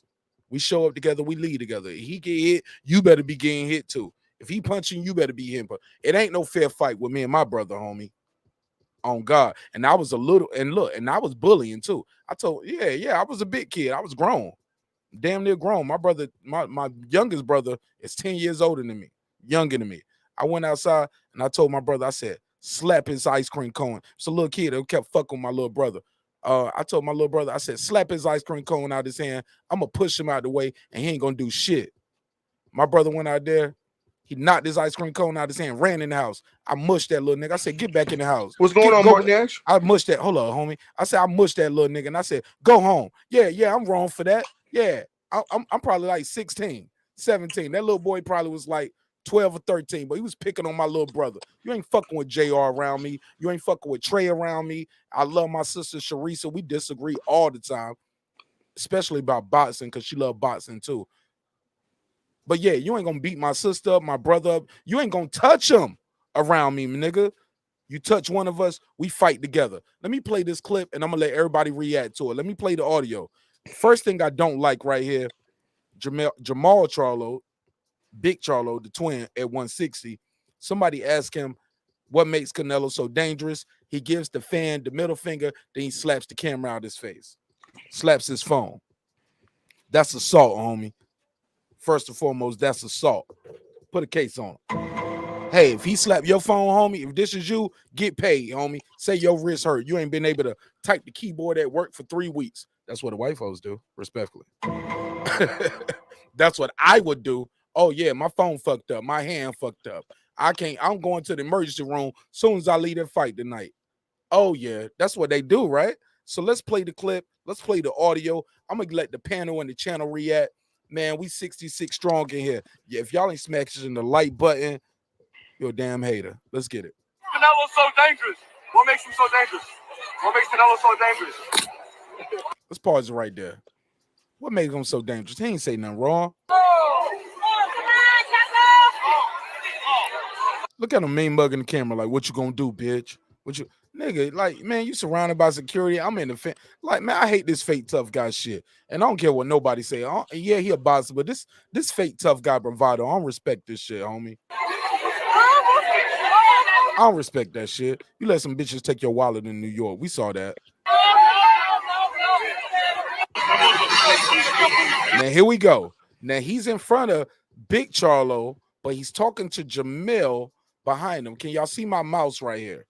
So right here, he's talking to this guy. This the other twin that he gonna slap in the red. Now, 160 Charlo is in front of him.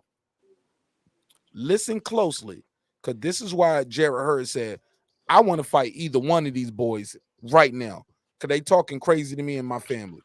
Said, I kill what? You gonna kill who? You gonna kill me and my bitch?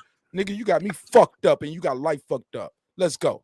You heard it? I kill you and your bitch. You heard it? One more time.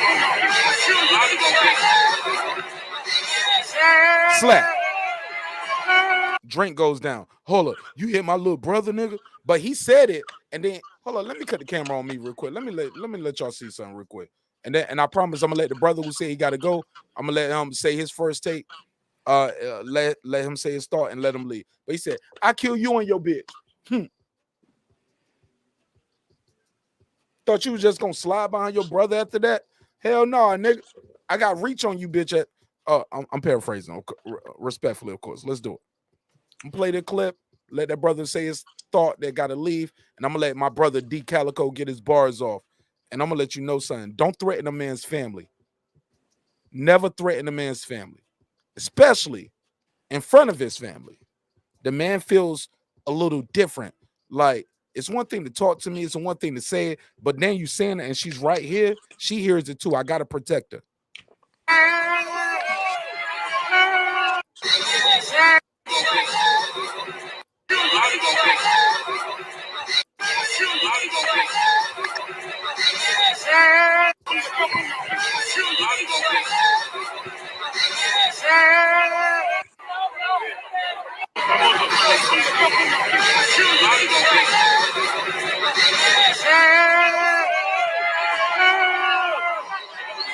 All right, panel, react.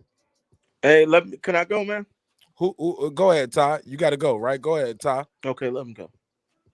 Ty, please go first so I can get you off the line. Yeah, can you hear me? Man, you sound like you standing right here, homie. That nigga said, "I kill you and your bitch." Yeah, and man, his wife is right there. That's his wife, man. Yeah, what he should have done, he should have threw the drink in his face with one hand to blind him like a jab and hit him with the other hand. Who should have did that? Who should have did that? That's what the other Charlo should have did. No, silence. Don't make me play Dragonfly Jones on you, man, homie. Let me let that man speak. Silence. Drink in his face with one hand. He should have threw the drink in his face with one hand and hit him with the other hand. Knockout punch. What Jerry Hurd didn't have no drink in his hand, homie. I'm saying so Charlo had a drink in his hand, right? Oh, you talking about Big Charlo right there in front of him. Soon as he reach over right there, that left hand should have been going bang. He shouldn't have been bending down, putting the drink down. Now I'm gonna walk to you in slow motion, let people separate. He ain't even trying to get to him right there, bro. That nigga ain't about that shit, man. These niggas ain't about that street shit, man. I'm sorry, homie. They might have the money to pay for it. I'm sorry. But they ain't about to push the button. They ain't pushing the button. That action right there ain't the nigga who pushed the button. I mean, no, I'm sorry. He's a nigga who pushed the button. He ain't about to do it. Difference. It's a difference from. But go ahead, Todd. Anything you want to plug your channel? If not, tell people to follow this channel and they can see you over here on tomorrow night. No doubt, man. Y'all check out Mark Nash. We on this. Man, be over here tomorrow at 10 o'clock. Don't be late, Ty. You know we back to this boxing shit early tomorrow. You know we on boxing all week. Let's get it. Love you, bro. Respect. Go ahead. Who else want to get in real quick, man? Can I get in? Get your bars off. No. Hold up. Fight Doctor got to go. Let me let Fight Doctor say his last piece. Go ahead, Fight Doctor. I'm gonna keep this short and sweet. The Charlos are a pair of drama queens, in my opinion. They need to do the Charlos are a pair of drama queens, in my opinion. They need to do less talking and more fighting, basically. Okay, all of this extra, just okay. Yeah, you don't like the guy don't like you. Fight. All of this extra, it ain't necessary. I'm gonna kill this and that. No, just get in the ring and fight. How about you do that instead of all this drama? But I mean, their dysfunction, I guess, is part of their attraction. Is their dysfunction, and me personally, it's old. I'm tired of it. I'm over it. I'm over the Charlos, and I'll leave you with that. Fight Doctor, pull back up tomorrow at 10 o'clock p.m. Eastern Standard Time. You know you family over here, bro. You wrenched up and everything. Love you, fam. God bless. Rick James status. See you guys tomorrow. I'm gonna hold you to it, man. I'm gonna be looking for you in the chat, and I'm gonna be looking for you on the panel. Fight Doctor. Puro switched his logo to Charlo. Go ahead, Puro. Let me let Puro go. Go ahead. Defend this bullshit. Yeah, I do that. No, I can't defend it. Obviously I don't know the Charlos personally, but I mean, like, if you if you grew up in the street, like not even grew up in the street, don't know if you're from Central, nigga, they personal as fuck. They up there saying fuck my twin brother and fuck his bitch and all that. Yeah, my house is bigger than my brother's house. Oh, his house bigger, but my house paid for. These niggas, bro, who made these niggas compete against each other? And it seems kind of fake, fake tough guy stuff, like you were saying. Because like anybody in my hood, anybody puts hands on you, it's just it's an automatic reaction. Especially if you're a fighter. I mean, you saw Canelo. He pushed Plant through the slap. He fucking dodged it and he hit him with a Nigga, two what? piece. Canelo so That's just G. natural. Bro, That's Canelo just took the shades off. He saw that Caleb Plant bullshit coming. As Caleb Plant walking towards him, he dropped his glasses. Like, man, fuck these spent. Nigga, I already see you on some bullshit. And he dropped his glasses. and He this is was the first ready. time I'm sorry about that. And this is the No, first I'm time I've just ever saying he seen a him do fighter something for like that. real. He Yeah, a real street nigga, bro. Let you exactly. pardon my words. I know he's a Mexican brother with red hair. I don't know what his mom was doing. How that happened in the G pool? I don't know what They got happened. European That's in them. one of them They got soldiers. That's to. one of them soldiers that came to visit Right. Guadalajara. Yeah, man. And then I've Don't never seen him act don't this get me way though. canceled. I'm sorry. Yeah, I'm sorry. Jody, Nah, you good. Jody snuck in the house. What'd you say, fam? I said Jody snuck in Canelo Mama Come house. on, bro. Come on, man. That's one of them Irish soldiers from Guadalajara. Man, that boy don't supposed to look like that being how his brothers and his family look. He had to fight his whole life. The milkman was milk colored. Come on, man. Red hair and freckles, but you born nigga, what? Yeah, and then Mark, like I was saying, like I've never seen this before from them. Like the only time I ever seen them get like kind of street is when like I think Mel was responding to the comment that Deontay made about like how he was gonna slap him and he said that he has killers and stuff. But I never seen them like fucking go after fans and slap like cameras out of their hands. So I don't know. It seems kind of out of character for them. Man, breaks my heart because I like these kids, man. And I call them kids because their mind state and the things they doing, they don't understand the gravity of this, or maybe they do and they just don't give a fuck. But with that, I digress. Go ahead, fam. Go ahead, D Calico. Hey, D Calico, welcome home, man. yes, sir. Yes, sir. You know, I had to cut a little bit of our last. Me and D Calico did a little play verses, right? You know what I mean? You know what I'm saying? But you had a couple joints that had some Kevin Gate beat or something. So the chat is gonna be disappeared when you see the playback because I had to chop that out the playback. Yeah, I know how I do. Yeah, I send me a done been through message, but respectfully though, I don't want you to think I was trying to. Oh no, you ain't trying to limit me. Yeah. It had a Kevin Gates beat, but go ahead. I know Talk exactly to me about. what you're talking Talk to me about the topic, homie. Man, This nigga slapped your brother right in front of you. You just gonna walk to him, bro, put your drink down, be. Can they hold you back? These niggas ain't even trying. Look at him right here. He turned around. He talking to other people. That nigga just hit me. He hit me. Bro, you seen what he did against another alpha male. You feel me? Now, if he think, What'd he do? I don't know. Well, put it like this: when it was a fan, he slapped him for no motherfucking reason at all. Oh shit! I didn't even think of that part. You feel me? Oh shit! But when it came to a whole nother alpha motherfucker male, who do this shit for real. Yeah. And we ain't fighting in no ring on no no. I can do what I want to you. If you want it like that, nigga, I'll slap your brother in front of you while you trying to hold me back. And what you gonna do, bitch? Pardon me. I ain't calling him a bitch.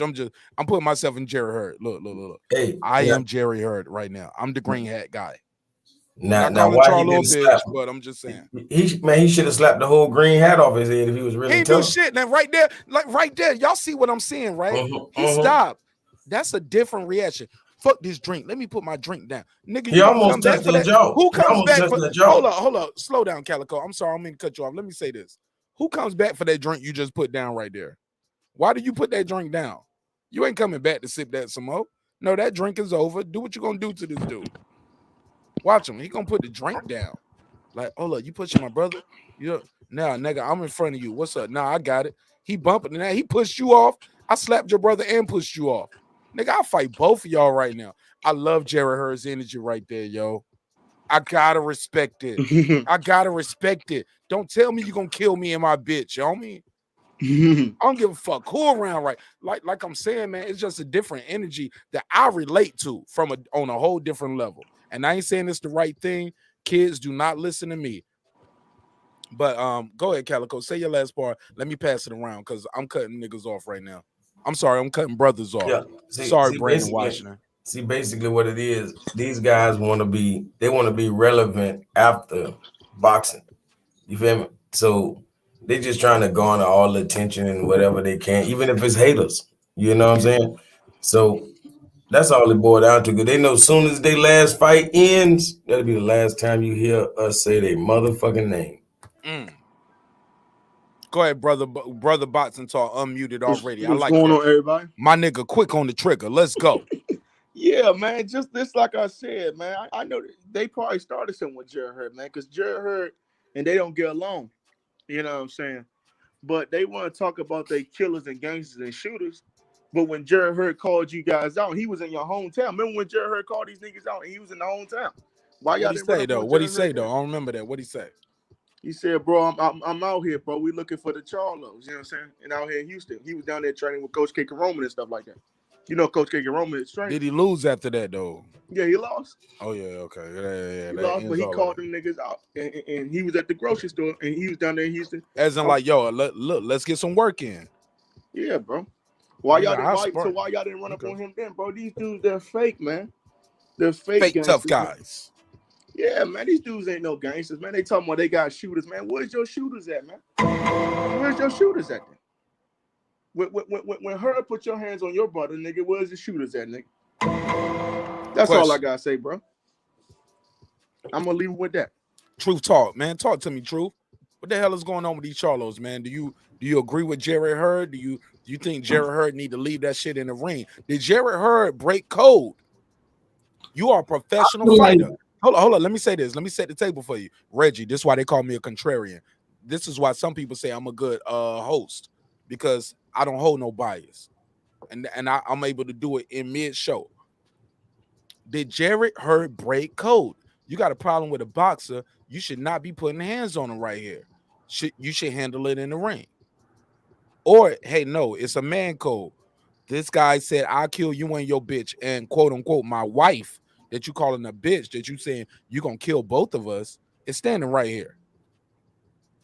Go ahead, Truth Talk. You got the Truth Talk, you got the floor. I feel like, man, what goes around comes around. And you feel speak me? on. 1 minute or however seconds he slapped the camera, like the other brother said, that shows you about karma. That shows you how quick God works. That shows you about your intentions and about having the right intention. Ooh, I didn't even think of it that way. Yeah, we gotta realize a lot of stuff be right in front of our face and we don't see it because we ignore the symbols and the signs. You feel me? So I feel like Jared Hurd, he did what he was supposed to do as a man. He went with the energy. The energy told him slap him, so he slapped him. It might have been the other way around if he would have never reacted that quick because his brother was in his face. By him just focusing on his target, his brother was just pushed out that energy. His brother couldn't even do nothing because he was like a pit bull after his little brother. You feel me? So basically, I feel like the big brother, I don't know if that was the big brother, whoever was in the front. Yeah, that's just that's Jermell right here. That's him in the black. Yeah, I feel like he's the one that really should be feeling disrespected, not his brother, because he was right there in front of him.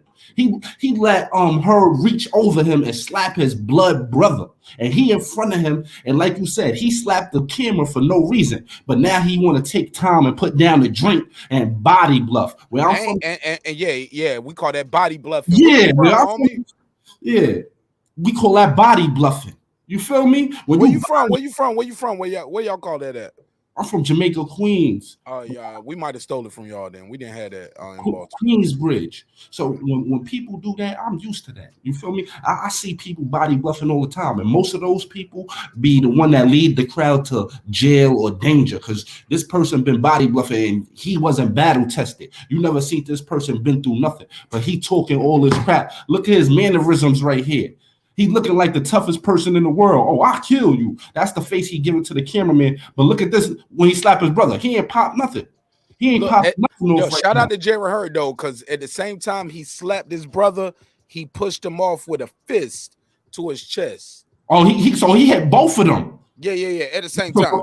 Yeah. Watch this right here. He gonna reach around. Y'all see this right here? He's talking to him. He said, "I kill you and your bitch." And then he does his, you can see the little Charlo do his head like, and what? And he makes a side step to his right. When he makes his side step to his right, he's right in spot for that Jared Hurd left hand of God. And I saw that. That was like a fist push, right? You said Right? Yeah, push. yeah. Here we go. Slow motion. Fist push. So Oh! y'all see the look. I'm already slapping your brother, and you see me slapping your brother. You still Yep. talking. Look at this guy right here. White hat still talking. Green hat is action. Left red shirt right here behind this nigga right here, Eddie Murphy. Eddie Murphy right here trying to stop all the action. But Charlo could have got Eddie Murphy out the way. You the pro fighter. You could have gave that nigga one look. Brother. Hey man, he turned into Kane in that scene on Menace when they riding to go do the mission at the Hero got smoked. I didn't want to fight Gerald in front of no crowd. I didn't want to hit no kids and no old folks. Oh shit. Nigga, you gonna let him slap your brother and knock his head off right in front of you, nigga? Hey, bro, Like, Charlo, I ain't gonna let that shit ride. This is a screenshot right here. This is when you literally looking at this guy slap your brother in your fucking face. First Go of all, ahead, he I should have digress. got Go them hands, bro. First of all, he put the drink down. He didn't even drop that shit. He just put it down lightly and shit like that. You know what I'm saying? And that's considered a punch. We could say a fist push, but I could say he got 2 stings right now. He up 2 on the board. He punched his brother and slapped so he punched the older one and slapped the little one. He punched the older one in the chest. That's why he probably fell back, because he felt that burn. Like, oh, he hit hard. He didn't want none of that. No, he realized like this nigga ain't just playing with us right now. This nigga might do something that we don't even expect. Yeah, but Like, this how the Charlos and plus he realized his brother went too far, maybe. Like my brother just said, I kill you and your nigga, what? You can't say that to this man. Is that the same Charlo that say threat Wilder? Is this the same one?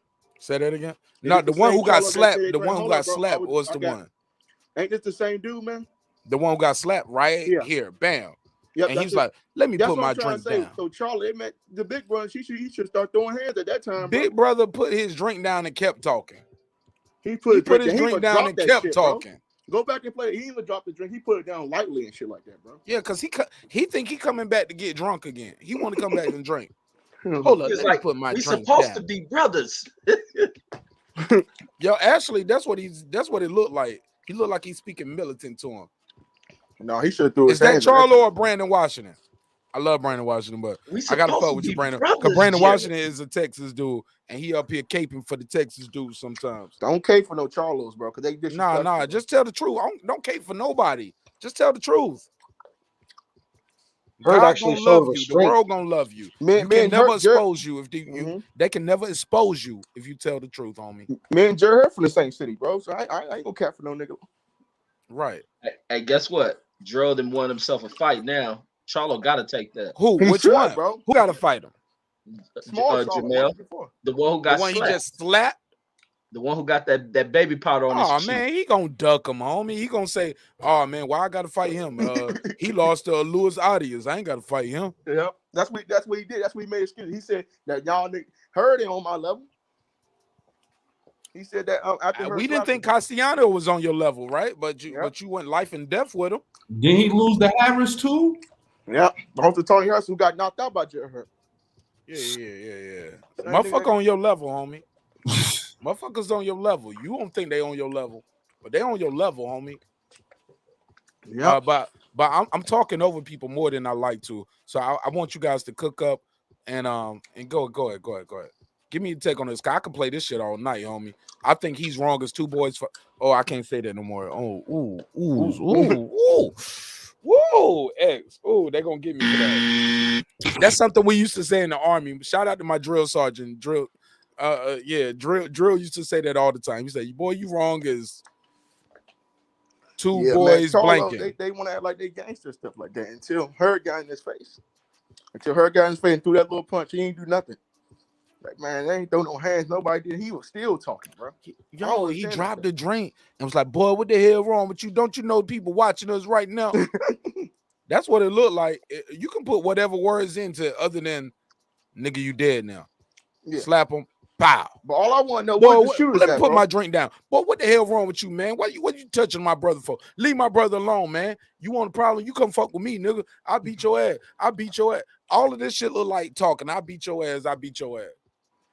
You had the chance, homie. You ain't do shit. You slapped your twin brother. And he pushed you at the same time. Shout Nigga out to didn't do a Jerry Hurd. motherfucking thing, bro. Yo, Jerry Hurd ain't no dumb motherfucker, man. Jerry Hurd's smart. He said, man, look Jared's at a him. chill dude, man. He's a good dude. Man, he's a great dude, man. Rest in peace to his father as well. But and I don't think he should have took that fight with Louis Arias right there at that time. He should have been rebuilding. Once his dad died, he should have been rebuilding. But he slaps this dude. Why he pushes the brother like, nigga, I slap your brother and push you. Nigga, man, I fight all y'all niggas in. I die right here tonight, but you ain't gonna be telling me in my face in front of my queen. He said he gonna kill. He said he gonna kill you and your wife. No, he didn't even call her his wife. He said, I kill you and your bitch. Yeah. Oh shit. Yeah, I forgot. You want to hear the audio? Can I play it one more time? Let me go ahead, bro. Let's play it one more time. He tripping, bro. Hold on, let me rewind it back. Because you're gonna hear it very clear. Kill you and your bitch. Oh, yeah. Oh, kill you who and your said that? Hurd or Charlo? Charlo, bro. Listen. Mel.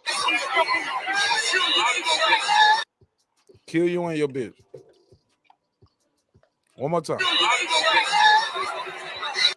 Kill you and your bitch. Oh, the way he said that, he deserved that. You saw how he ducked back like a little girl? You see, he did his head like, and what, nigga? And he stepped to his brother's, step further back, and he stepped to his brother's right. He stepped to his brother right, but Jerry Hurd got that hand in there. He didn't think Jerry Hurd was gonna do nothing. Look at that hand again. Look at that reach, nigga. Look at that reach. You can't look. I wish I was this dude right here. Can y'all see this dude right here? Whoever this dude is right here. This dude right here got the best footage. This dude right here, right behind this green head, got the best footage. Whoever you are, send me your footage on me. I need to see that. You put the little drink down. Right, bullshitting. Bro, you should have threw that motherfucker down, bro. Right. Mel got off light, actually. Go Love and Hip Hop with it, homie. We ain't got to put that. Who's gonna come back and drink that drink? Yeah, bro's me on the fucking ground. Yeah, man. Go and do your work with that motherfucker. I ain't putting no drink on the ground, homie. And you can this drink all in your face. Money, you gonna wear this spit, saliva, and tequila sunrise for the rest of the night, homie. But I'm about to slap shit out of you with this drink, homie. You got me fucked up. You're gonna slap my brother, let alone my twin brother, my sister. You ain't gonna threaten my wife, my nigga. We all about to do whatever you said you gonna do, you about to do it right now. And my wife already know rules of engagement. I tell my wife, run, remember bitch. when Mitch Green and you know, if you slap one twin, the other one feels it. Oh, and he definitely felt it. That's why I was like, oh, let me put my drink down. You hit me. Yeah, exactly. Oh shit, he must have said back, bro, too. He just looked like he thought he was safe. He's like, bro, let me cut my camera on right. Because this is what it looked like to me. Let me show y'all. This is me, Martinez. This is my opinion. This is what it looked like when he said, I kill you and your bitch. Oh. You know what I'm saying? He was like, I kill you and your bitch. And he nodded his head like, yeah, I said it. And he tried to walk over here. Boop, and caught that slap. I'm not making this shit up. Let me show you one more time. I'm gonna turn the volume down because the shit is loud. But look at him. He said, I kill you and your bitch. Look at that little head nod that he do when he do it. And we do that little side step. Jerry Hurd like, bitch, you think you safe? Nigga, you gonna kill who? I kill you and your bitch. Head nod. Black. Hold up, let me put my drink down. Nigga, what the fuck you trying to do? You know we supposed to say this for a ring, for a fight that I ain't gonna take. With that, I digress. Look, that joint was stiff. That joint was a stiff one. That wasn't. That looked stiff right there. That wasn't like a little tap. That looked like a stiff. Like he used the boxing technique on him. Yeah. The problem is, bro, them niggas they should have got the shooters in, man. I thought if you touch one of the Charlos, they gonna get the shooters. That's what I thought. But fuck them niggas, man. These I people, love them. man, I love them in the ring, but they act the most hypest. You see how he act towards that person before the camera guy that was recording. Who don't fight. Yeah, you actually acting mad hype, extra gangster, extra body bluffing. You acting like you the illest person on the earth, and then you come around when it's time to pop off. When we need all that energy, that hostile energy, that Lion King energy. When we need that real fight, you doing like some of these these leaders, these false leaders we got that's leading us right now. You nowhere in sight. You drop a comment and disappear. No follow-up. And that's the problem with these people. You feel me? A lot of these people, they act tough, but when they get in a tough situation, they don't pop off, and you be fooled. You be left there stranded. You think this is my dog. That's why so many people is locked up and under the ground right now, because people like that, when you need them by your side, they fall back. Like my brother said earlier, man, like that movie, Boys in the Hood. You don't want to ride. You ain't gonna ride because they killed your brother, and you the hypest one. It ain't like you was the not the leader of the pack. You the leader of the pack. You acting like the hypest one. Who's talking right now? I'm sorry, I'm losing the voices because we got new people here. Is this Truth Talk? Yeah, Truth Talk. I love your vocal projection, love your energy, and I definitely love the way your mic sound. I just want to make sure I know who I'm talking to. I'm sorry. Yeah. Go ahead, But I'm just saying, like, you ain't gonna ride for somebody that killed your cousin or your brother, and he wasn't playing a position like that. The one that was in the movie, he was playing more like the Ice Cube position, like the leader. He acting feisty. He acting like a lion. He acting like, you feel me? He the toughest person in the world. Nobody could come in his energy, and then all of a sudden, guess what happened? God sent somebody to put you in check, to let you know you getting too big for your bridges. All that ego you had is out the window. Bridges. Right now, you said bridges, but I get it. Yeah. Respect. All that ego you had is out the window, because now you embarrassed. I don't care what level you want. If you get slapped in public like this, you embarrassed. That's gonna mess with your cycle. I don't even care if JARRETT don't fight him next. His psyche is still going, fans are still going to be running up to him talking about, oh, you got slapped. That same person that was recording him, asking him a question, trying to get a little views on his channel, and he going to slap his camera. That's going to be the same person that be like, you got slapped by JARRETT. What you going to do about it? So now he got a whole nother mental problem. It's bigger than what we see, and we just see the slap. What brother, about can I respond? Go ahead, brother.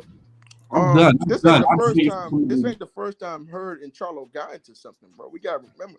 Speak up just a little bit. Speak up a little bit.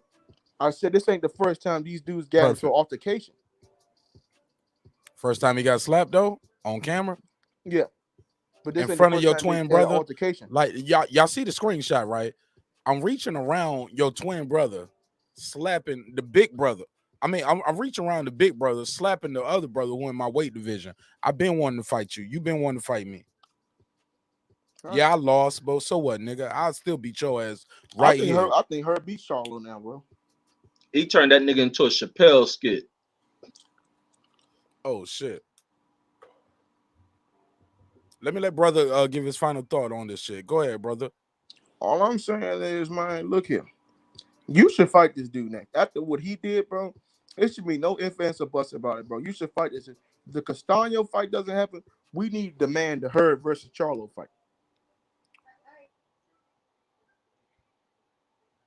All right. Now you ended on a cliffhanger. I love it. Is HURD the mandatory? Nah, he ain't no mandatory. You just lost to my boy Luis Arias. You know he lost to Luis Arias, right? Look at me and my boy Luis Arias right here. Check your screen now. Yeah. We chopped it up. I don't know why he looked like he taller than me, but Luis Arias is not taller than me. Like, I don't know if he a step down or a matter of fact, I think we on some steps right here and he'll step up. But I'm like, yo, I'm mad taller than Luis Arias, yo.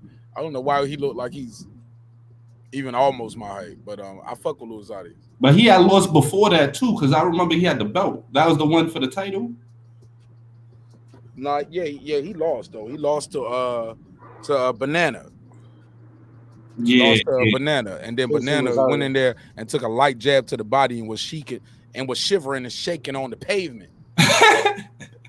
In the words of T.I., he was shivering and shaking on the pavement from a tap jab to the body. So I hope the promoters get behind this and hype it up and they end up fighting for real, because you know it's a lot of. When have they ever did that? You said what? When have they ever did that? The promoters don't give a fuck about what we think, bro. If so, we would have been got a lot of big fights, homie. We would have got Haney Lopez immediately Not immediately. We would have been got Crawford and Spence. We would have been got Manny and Floyd. We would have got Manny and Spence earlier, like, or Manny and Crawford. Like, they don't give promoters don't care what we think. They're gonna give us the fight and they're gonna say you like it, bitch, or no. Go if you don't like it, go somewhere else and buy it. But it ain't nowhere else to buy because boxing is locked down. But go ahead, man. Y'all got the floor. Can I give my final thought on the situation? Anybody want to take it? Yeah, go ahead, Chief. Go ahead. Okay, brother. Yeah, I think Jared Hurd, like he showed restraint, you know, because like threaten, you know, your family, his wife, and who else did he threaten? I forgot, but it doesn't really matter. Like you know, I think any man would have like jumped both of them right then and there. You know, I think the other brother that was commenting, you said you were from Queensbridge, right? I'm from Jamaica, Queens, but I reside in Queensbridge. Oh, okay, okay.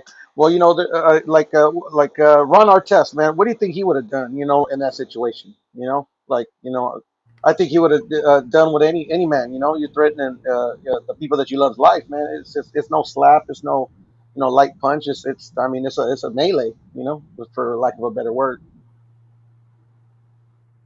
Yeah, it's really sad because certain places you can't do this, and both of them, Jermell and Jamal Charlo, for them to be acting so much like tough guys. If hyper masculinity had a face, that would be it. You feel me? When they talk about hyper masculinity, that's the image of hyper masculinity. These people is putting up an image that get people killed in the hood. They putting up an image like a fake tough guy. Like you can't do that. Everybody got guns these days. So let's just say if you was on the streets, you wouldn't be playing arguing with random people because anybody could get you. It's the fact that they in boxing that they letting these people play these type of games. Because we know if you was in real life, you wouldn't be playing them type of games. You only got one life to live. You feel me? And you got to take advantage of it. You can't just be out here putting up. What say if Hurd was a street dude and he sliced him? That wasn't a fist. That was a slice because that's what happens in the hood. Something like that. You think somebody punching you? Oh, you got sliced. So where I'm from, it's a lot more stuff that I don't need to talk about. And it's truth talk, right? Yeah, I'm not trying to glorify that. I know where Charlo from. He from Texas. That's a pretty rough area too. So he know better than to be promoting and acting super tough like that. And you get repercussions for that type of action in the hood. Absolutely, absolutely. Final thoughts on Canelo pound for pound and Charlo getting slapped right in front of his twin brother against somebody that everybody wants to see him fight, belt or no belt. Look, because look, you did look. He didn't want to run it back with Castaño. He kept saying he's gonna be a problem for these guys, bro. He was a problem for you. Him and his brother keep saying that. Oh, he's gonna be a problem for these guys. Man, they are problems for you. So everybody give me their final talk on this, and we're gonna get a laugh off on Sean Porter falling asleep at the broadcasting desk before we go. Anybody got any final thoughts on this Canelo being pound for pound? Because y'all, well, not final thoughts, because y'all already know. Y'all know how this show Fight Boo Boo, man. I want to see Boo Boo. I want to see some real athleticism. I don't want to see him fight Celeb Plan. I knew Celeb Plan. He was getting beat up his first fights and all that, man. Like we don't need them to be promoting these fake people, these people built in hype. We need the real gritty fighters to fight. And like Brother Mark said earlier, man, it's foul that the promoters do us like this. It's foul that they set up boxing in a way where you don't know. And the other brother was saying that earlier also, that you don't know which title is the best title. You don't know. There's so many belts, you don't know who the champion is. You know what I mean? So it's sad that we got to go through this as fans and figure it out. You know what I mean? You really got to be a casual boxing fan to really understand what's going on. You know what I mean? So I just want to say, man, I feel like Canelo, he got the skills. He one of the best. He in the top 5 right now in boxing, period. But pound for pound, I still got to go with Terrence. All right. And that was Puro, or was that Truth? Truth. That was true. Truth. Stay with me real quick, and we're gonna give our final thoughts on Sean Porter falling asleep at the broadcasting desk. And I'm gonna tell you the only reason I have a problem with this, after everybody give me their final thoughts on Canelo pound for pound. And matter of fact, we already did that Canelo pound for pound. Give me your final I didn't thoughts on. go, Mark, actually. But it's cool if you want to. I think everybody didn't give me their final thoughts on Charlo getting slapped, because before I moved to this topic, I asked you guys to give me your final thought on pound for pound. So everybody Yeah, gave me I didn't get my final minute, Mark. But I'm saying if you want to move on, that's cool. No. We're gonna play it fair, homie. You got the floor. Say your name again, because it is a loaded panel and we got some new people here. Yes, sir. It's plural. Okay, Yeah. I'll be missing the voices sometimes. Go ahead. Yeah, no worries. Yeah, I'll keep it short and sweet. For me, the pound for pound, I go by the original way it was originally developed for Sugar Ray Robinson. To be the heavyweight division has always been the king division, and Sugar Ray Robinson was being so dominant, they just wanted to. They made that list to rank as compared to a heavyweight. You know what I'm saying? Yes, So, sir. and I'll keep it short and sweet.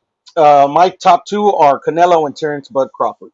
A lot of stock is being put on Undisputed, but I just say this: you take away Undisputed away from Canelo and Terrence Crawford, and in my opinion, they're still. And you can put on in either direction. Me personally, I don't even rank them. They're still the best boxers in boxing. Yo, real quick, I think I'm gonna do my pop-up show tomorrow. My topic is gonna be, who did Undisputed better? Crawford, Canelo,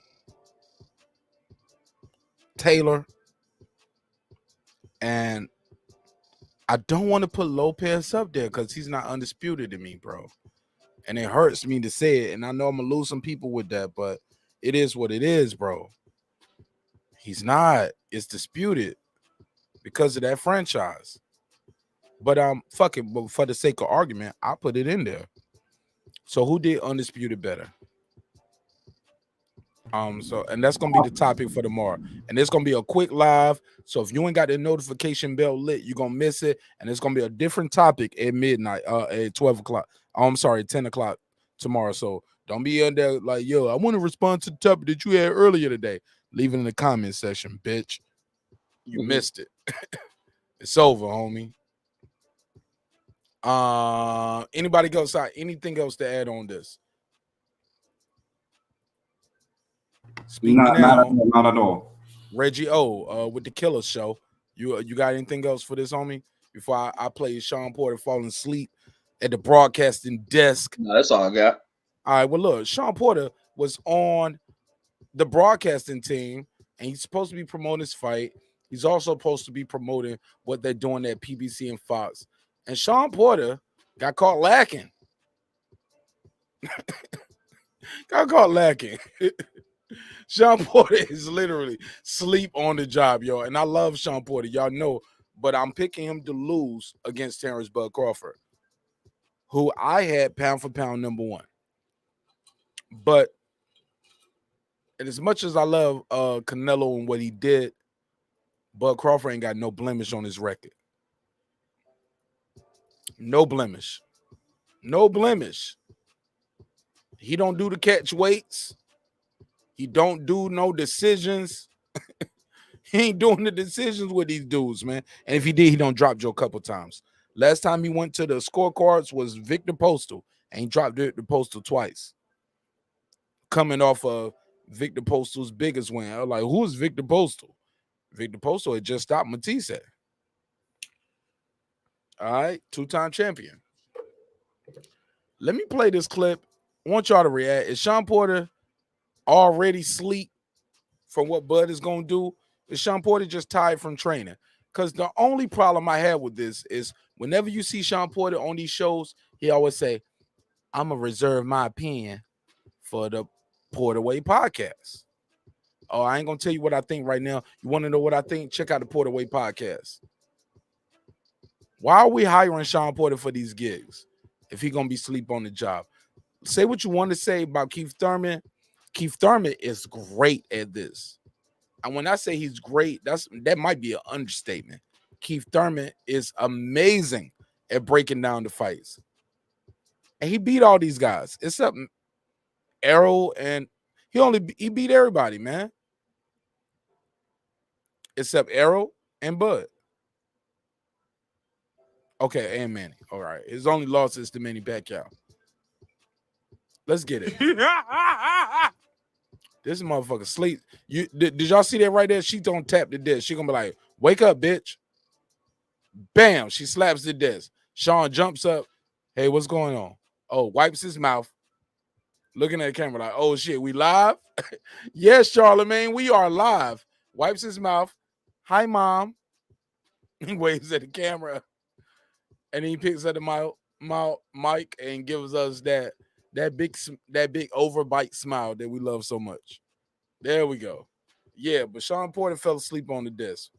I mean, literally, head dropped to the side, slob out his mouth. He's gonna lose this fight, bro. He ain't ready. He is not ready. He's overextended himself. Yeah, I think he tired because he putting in all that work to knock Terrence Crawford the fuck out. Go ahead, Reggie. You got it. Go ahead, Reggie. I'll let you take the lead on this. I know I said we was gonna end it at 4:30. I gotta end this in less than 10 minutes. Yeah, that's just Sean Porter putting in all that extreme work because he going there to shut Terrence Crawford down, knockout. So he getting his rest, let his body repair. He's ready for them to say action camera. But other than that, he's gonna get the proper rest he need. Because come whenever him and Crawford fight,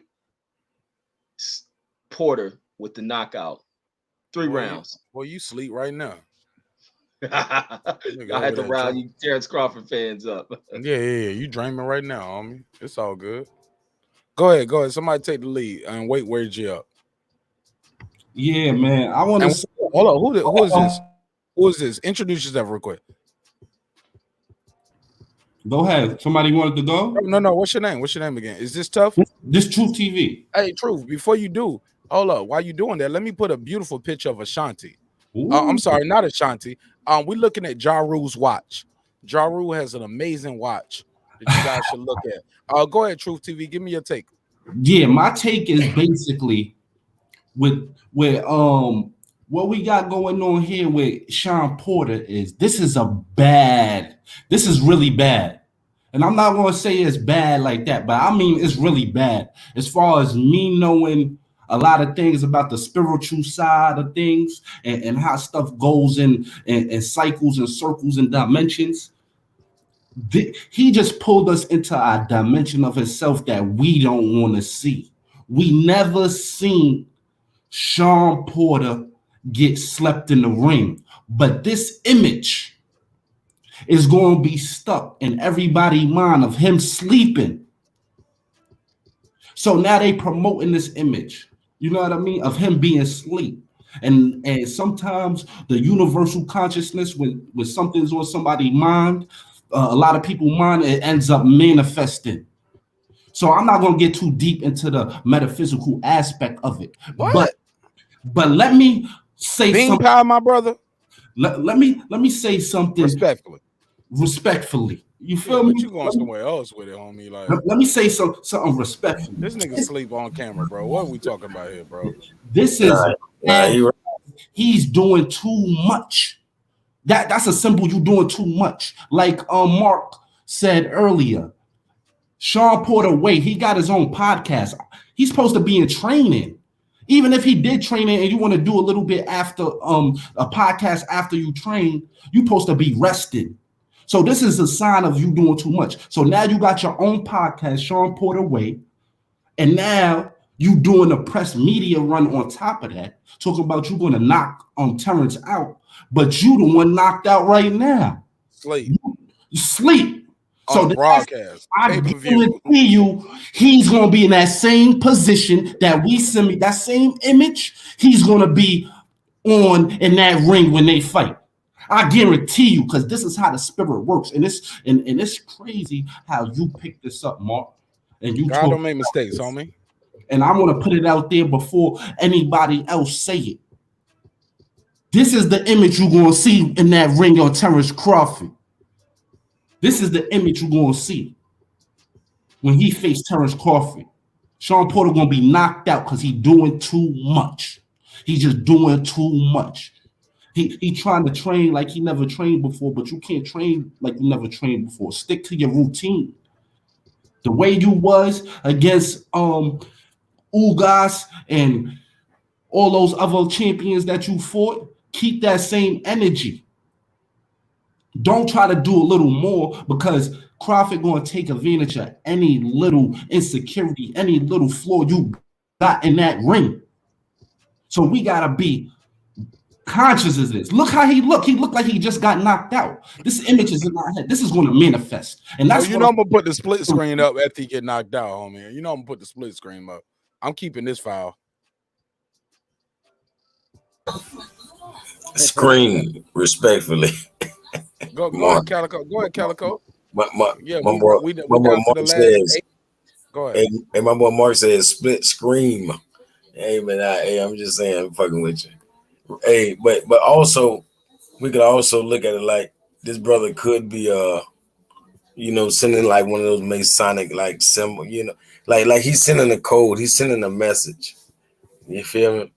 Like he's gonna take a fall, and this is just a sign of like he said what's to come. But I don't really think it's gonna be from brutal force. I'm looking at these friends as I'm willing to get these millions of dollars and take a fall for you, brother. Like he just like he showed all 32 of his teeth when he looks at the boy can eat an apple in one bite. Let's be clear. Yeah, but I'm saying he really show all of that grill when he get around Terrence Crawford, or when you talk about Terrence Crawford, he gets giddy like he had like a girl. Make a long story short. Nah, he don't want to make him mad, bro. Like I heard him on his show. His homie said, "Hey, look, you remember when they got what's the guy Reggie? What's the guy name you made a video about him talking all that shit at the weigh-in, and then he got slept in the first round against Vargas? Joshua Josue. Yeah, he was like, Vargas. Yeah, you can hear Josue Vargas. You can hear his boy Ant on his show was like Josue Vargas. You know what I'm saying? See now, Sean, they get why you won't talk. Oh, see, he said that in what they call it? Yeah, he said it in casual conversation. See, this what I'm saying. But he already said, "Oh, that's why Sean Porter that respect, Crawford that respect, because you don't want to be talking all that shit and get knocked out." That's what he said. Check their last episode they did at the Josue Vargas get knocked out. Listen to the Porter Way podcast. They got it timestamped, and when they say that, he was like, "That's why Sean was all his own homeboy saying that." Because you don't want to look stupid. That's what they say. You don't want to look stupid talking all that shit. But if you're going to back it up, you ain't got to do all of that. Hey, and another thing I just wanted to say right quick, because the way he keep bigging up Jaron Ennis and all of that, everybody knows Jaron Ennis is like the next Terrence Crawford. So with that being said, why are you talking so great about a young pup that is not even fully Terrence Crawford yet? I'm sure you want to, you know what I'm saying? Like he had like he's terrified of that little kid. You know what I'm saying? Errol Spence will beat the shit out of him at this stage in his career. I don't know about that. That's debatable. Yeah, it's easily debatable. So not in the ring though. In the ring, that shit he ain't that talented or that intellectual in the ring that he's just gonna school Errol Spence and take the majority. He might be more disciplined though, Calico, because he ain't got. He's not taking the rounds. He's not taking nothing. He ain't taking nothing but an ass whooping. I'm telling you. I can't say you know what I'm saying? All right, he too young at this stage. It's just like saying Canelo with Mayweather. That it just wasn't going to happen at that stage of his career. But that was the only opportunity for them to meet. You feel me? So, he a young guy, man. And like I say, your boy right here is acting like he terrified him. He the only person scared of Jaron Ennis. The only person scared of him is Sean Porter. So if Sean Porter is scared of Jaron Ennis, I know he's shaking in his boots about his match. You know what I mean? All right, pass it around. Go ahead, Reg. What you think about Sean Porter falling asleep on the job, homie? I don't think too much. He's just probably worn out. You know, he putting in that serious training. He going up there against Terrence Crawford, who he's gonna knock out. And that's all it was. I guess he thought he can get a quick little power nap in there before they put the camera on him. He didn't think the vent was going. But what you mean a power nap, man? It's 20,000 people behind. man, I'm one of them dudes that can get a power nap. I can be in the middle of a damn ward and will go get a power nap. I mean, when you're tired, you're tired. And if you can sleep anywhere, you know how to recharge with short little naps in between something. Hey, I'm right there with Sean, and you can wake right on up and be right on key. You can wake up like Mike Tyson Fury getting knocked out and be right into it. That's how you do with them power naps. But I don't know. It's comical. I don't think it plays into nothing. But no, he gonna still have a tough fight against Terrence Crawford. But it just shows he's putting in the work that needs to be put in there, and his body's telling him that he needed the rest.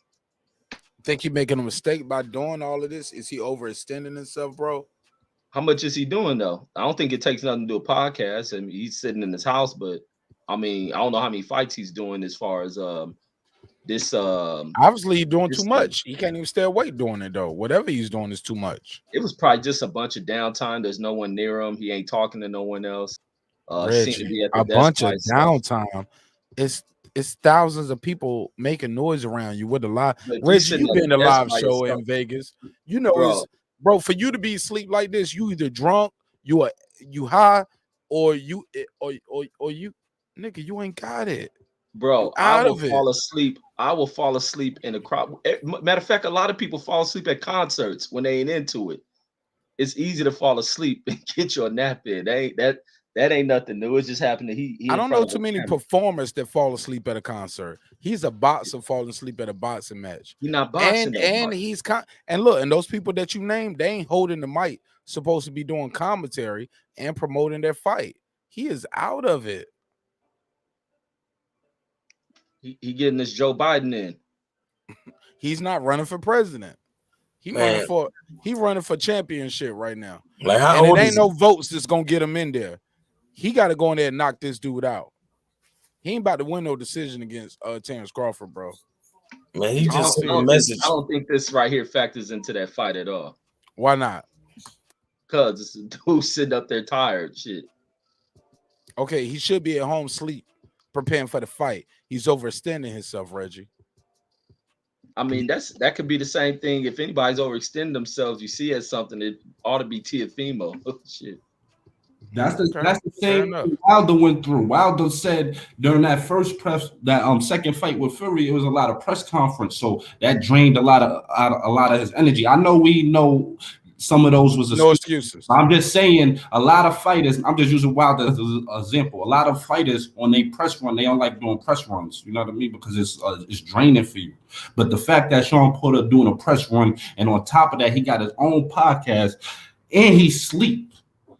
It shows that you're doing too much because it's 2 weeks for the fight. You shouldn't be worried about no podcast. You shouldn't be worried about nothing but getting that proper rest and preparation for the fight. You shouldn't be doing the most when you got the biggest fight of your career, because this is the biggest fight of his career.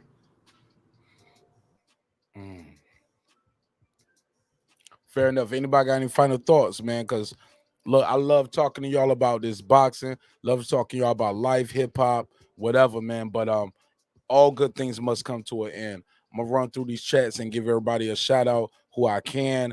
Anybody want to plug anything, this will be the time to do it.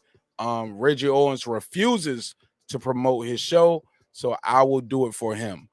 Anybody else got anything want to plug since Reggie don't want to plug his show? Or Reggie, are you above it now? Fucking with him. I guess not. No, I'm good. All right, I got it. Subscribe if y'all go subscribe. I don't be, man, a lot of boxing fan motherfuckers, I don't want on my shit any goddamn way. Why not, Reg? Tell the truth. Because these motherfuckers complain too much. They get on my nerves. Then I'm going to talk shit about them. If you ain't into just opinionated shit, I don't try to sway people. I don't try to push a narrative, but I believe in what the hell I believe in.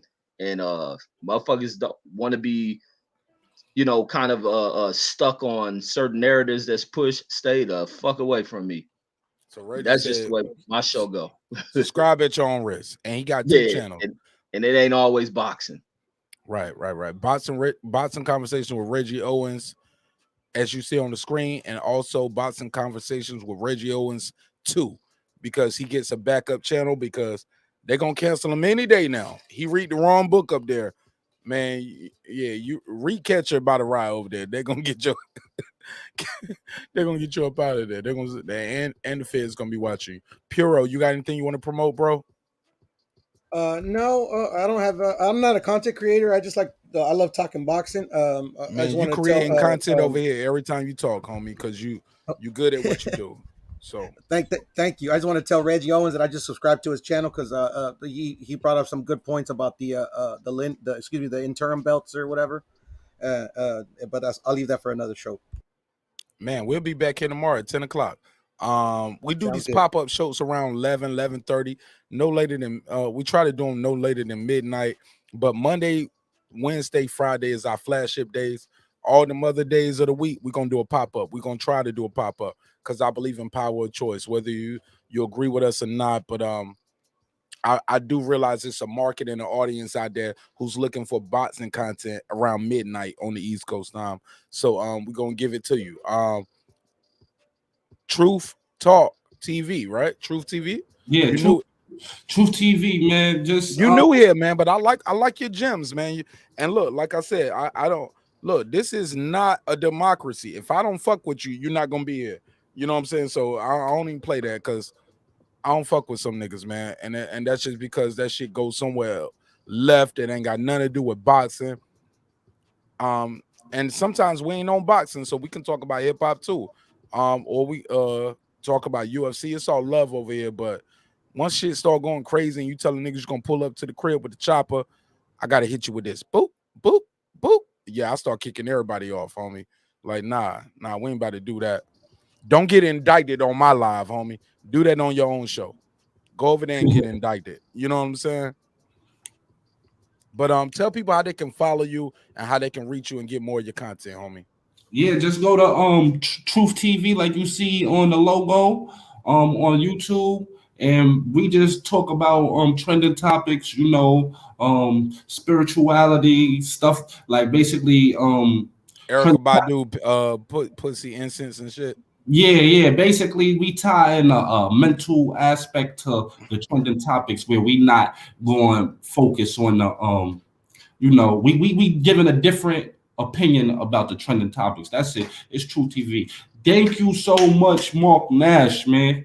You really an entrepreneur. I could see the vision. I could see you going, being the biggest. When you already the biggest star. You know what I mean?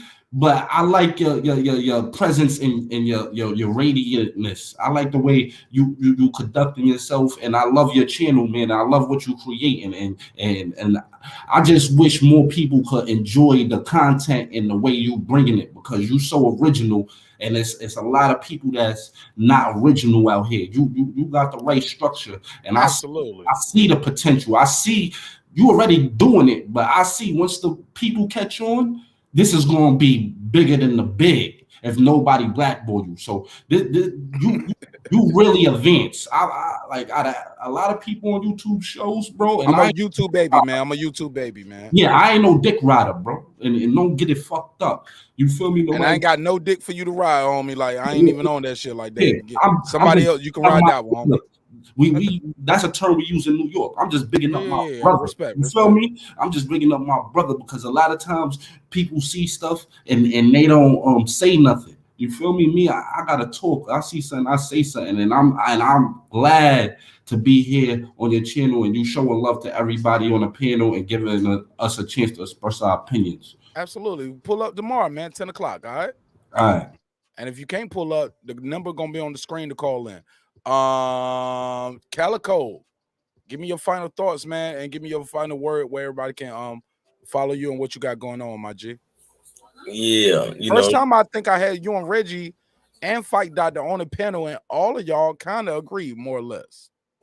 What? Well, I missed out on that. You know. Oh, okay. Well, Fight Dot and Reggie definitely agree. Canelo Well, I'm was ready to #1. disagree with him. Fuck it.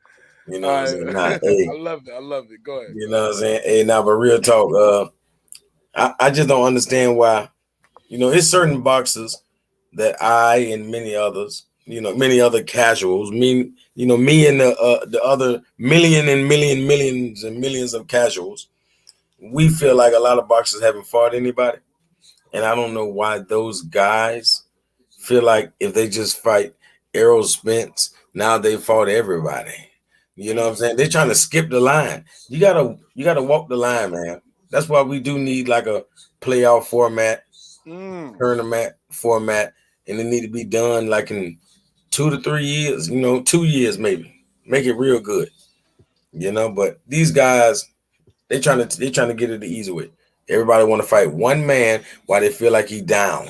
It's like right now, I bet you a lot of people want to fight Deontay Wilder. Oh yeah, I'll fight him. I'll fight him. Yeah, I bet you will. Everybody want to fight anybody they see injured. They like hyenas. These niggas not lions. But yeah, it's D Calico. Shit, I'm finna start back popping off on my channel. But until then, y'all rocking with me right here. Oh man. Oh yeah, we're gonna be here tomorrow. D Calico, you gonna pull up? All day, every day. Man, I'm gonna try to split the topic tomorrow, man. We're gonna talk about some hip-hop and boxing tomorrow. Hopefully, I can get a relationship topic on the docket, and I'm gonna have one of the ladies up here. Y'all know me, man. I do a 4-hour show 9 times out of 10 on my flagship days. It's usually 10 to 2, homie. 10 p.m. to 2 a.m. Well, usually 2:30 a.m. and I pass the mic to Kyle. But sometimes, man, we keep it going, man, because I love Kyle, but if he might be talking about boxing, we might just be getting into relationship or hip hop at that point. And I don't shut my show down for nobody, yo. And I love Kyle. I love everybody out there doing their thing. I'll still share your link while I'm live. If you check my community tab right now, I have shared a link while I'm live. For Jules Gaming Lounge, who pulled up over here. I love the homie. I'm gonna go over there and I'm gonna tap in with him. Yeah, I think that's it, man. Let me see. We definitely hit our 3,000 marker goal. And let me refresh. Did we hit 310? Because I don't celebrate till we hit that a little couple over it, because some people are like, what, you hit 3,000? I'm gonna unsubscribe. And then I'm gonna fuck y'all up one day because I'm gonna hit that subscriber only chat, and it's gonna be you got to be a subscriber for a week. So how long have you been subscribed? So don't be one of the people just subscribe just to troll, because you're gonna miss out on some good interviews, good conversations. We have not moved to members only yet, but at one point we are gonna open membership to the show once we hit a certain milestone. I ain't even gonna tell you what that is, but we're gonna hit a milestone. So when we had those big interviews, like when I get Michael B. Jordan over here, oh, and it's about to happen. Y'all saw my last interview. Stitch Duran is gonna be shooting Creed 3 in Atlanta. Michael B. Jordan is directing, and Stitch Duran is my guy, and he smoke weed. So y'all already know I'm gonna pull up on him in Atlanta with the set. Pull up on him with a pound, like nigga. Yeah, like nigga, what? This is Duran. You my homie. You here shooting a movie in Atlanta? I'm talking about you ain't gotta, Stitch Duran ain't got to look for no weed in Atlanta, homie. I'm gonna bring him a half a pound. Like you can throw it in the trash. No, get what you want. Give the rest away. Hey, I already know y'all gonna be smoking on that UFC pack. I don't even know. That means it's gonna bomb. You feel me? I'm talking about MMA. I don't even know what that means. I don't know if that's a diss or a compliment. But with that said, man, I love you all, man. I love everybody out here doing their thing. Everybody on this channel and this panel, believe it or not, man, you guys are content creators. Somebody likes what you're saying. All you got to do is click that live button, homie. And if you subscribed over here, tag me in it. I'm going to share your link. I'm going to support you because I believe we're stronger together. You are not my enemy, whether we disagree on boxing conversations or not. With that said, drinks require sleep, goals require effort. This is a hip-hop political sports show with a comedy twist. We like to let the jokes fly because life is serious enough. If you need any help growing your channel, if I can help you in any way, everybody knows I stick around a couple minutes after the show ends so we can trade bars, dialogue, information. If I can help you, if you need help in any way, Let me run my 30-second outro, and I'll be right here to help you out. I love y'all. I will see y'all tomorrow, 10 o'clock. Shout out to everybody and all these dope-ass boxing platforms that I am involved in. I got to do a quick shout-out, and let me do this, y'all. Bear with me. I'm going to try to do this fast as fuck, man. I'm going to try to do it fast as fuck. Shout out to all these boxing groups. So let me run through them. What up? What up? Boxing flashbacks. What up? Boxing coaching officials. What up? No Duck Zone podcast. Thank you. What up? Boxing history highlights and pugilism. Thank you. What up? Rock Right Promotions. What Thank up? you. Guns and Boxing. That is $150 and 300. That is Michael Williams Jr. and his father's boxing group. Thank you. What up? Black Sports. Thank you. What up? Loyal to the Game Boxing. Thank What you. up? Mike Tyson Ironman Championship Boxing. What up? No One Stronger Boxing. What up? Breaking Beats, my What group. up? Boxing Knowledge. Thank you. What up? Boxing Worldwide. What up? McLean Promotion. What up? Boxing. What up? Remember Hip Hop. Unsigned Hype. What up? The Split Decision. Appreciate y'all. They don't like me putting hip hop in their chat, but thank you. What up? But we do hip hop too. Boxing Underground. What up? Amateur Boxing Matchmaker. What up? Pound for Pound Boxing Elite. No, Pound for Pound Elite Boxing, excuse me. What up? Boxing Community. What up? Boxing Fans. What up? Boxing Habits. What up? World Boxing Update. What up? Wilder versus Fury 3 Boxing Group. Thank you. What up? Love and Hip Hop Atlanta Boxing Group. Thank you. I didn't even know they had one, but they added me to it and we put it there. What up? Who else? Trap Rock Radio. What up? TAGMG. What up? Boxing Connected. What up? Party and Bullshit. What up? Team Nagaretti. What up? Night of Your Life. What up? WTF with about 10 exclamation points. What up? Listen Up. What up? Pure Hip Hop. What up? Boxing Addicts. What up? TAGMG again. Thank you. What up? Swag Monster. Thank you. What up? Boxing and For Boxers Group. Thank What you. up? Battle Rap Central. Thank you. What up? Underground Rapping and Boxing Communities. What Thank up? you. Boxing Extreme. What up? Hip Hop. What up? I support Huggy Bear. What up? North Carolina Hip Hop. What up? And Fabulable Entertainment. What up? Hip Hop. What up? Thank you. Family What up? is another group that I'm in. And I think that's everybody that I can get through right now that we share. Oh, Cozy Corner Podcast. What up? Thank you. And for everybody else, man, thank you for your time. Thank you for your energy. Remember, Puro dropped the Cash App. Yeah, let me do this real quick. You know we got to drop for the super chats, right? Let me give him this super chat drop.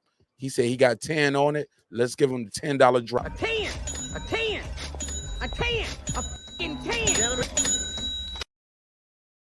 Absolutely, man. I love y'all so much. Sir Senior, what up? Sir Senior, what up? What up? Let me go through it, man. Puro Central, what up? Thanks for pulling up. D Calico was here. What up? What up?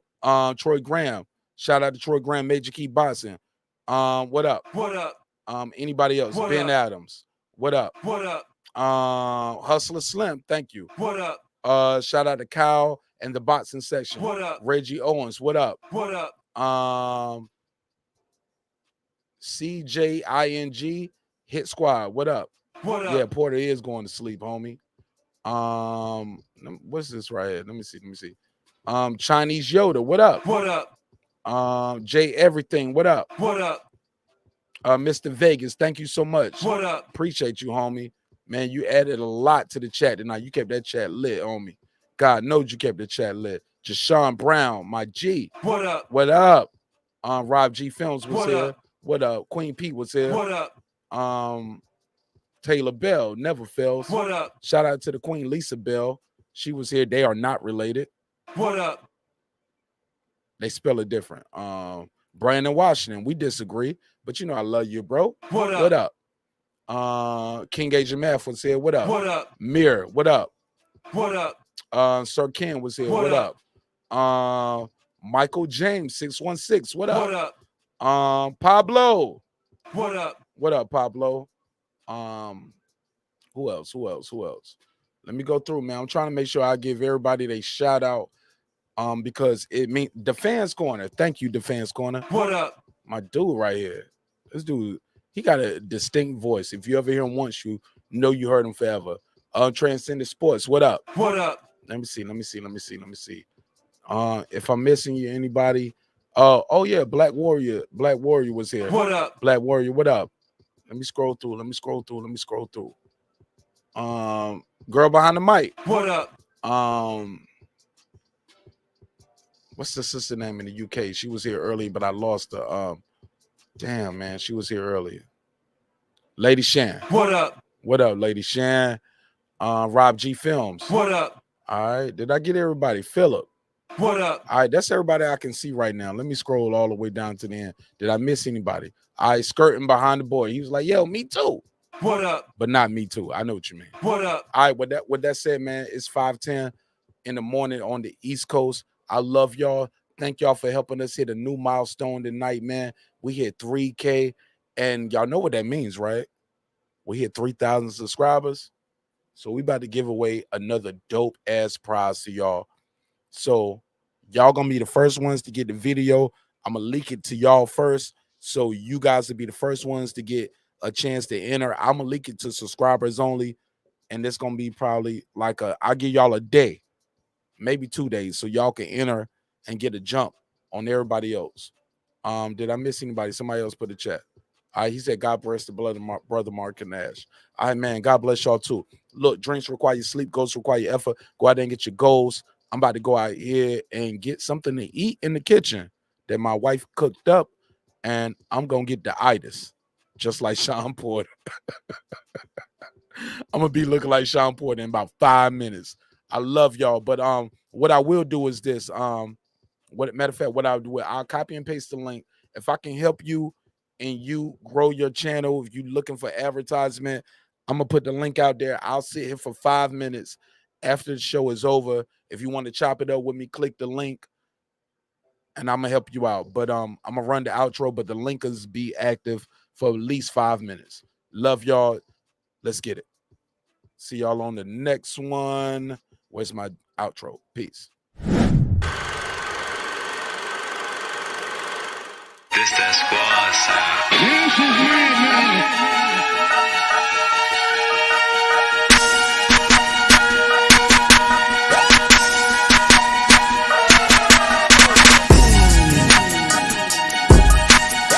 Sir Senior, what up? Philip, what up? Yeah. Man, this was a hell of a show. I'll see y'all tomorrow, baby. Man.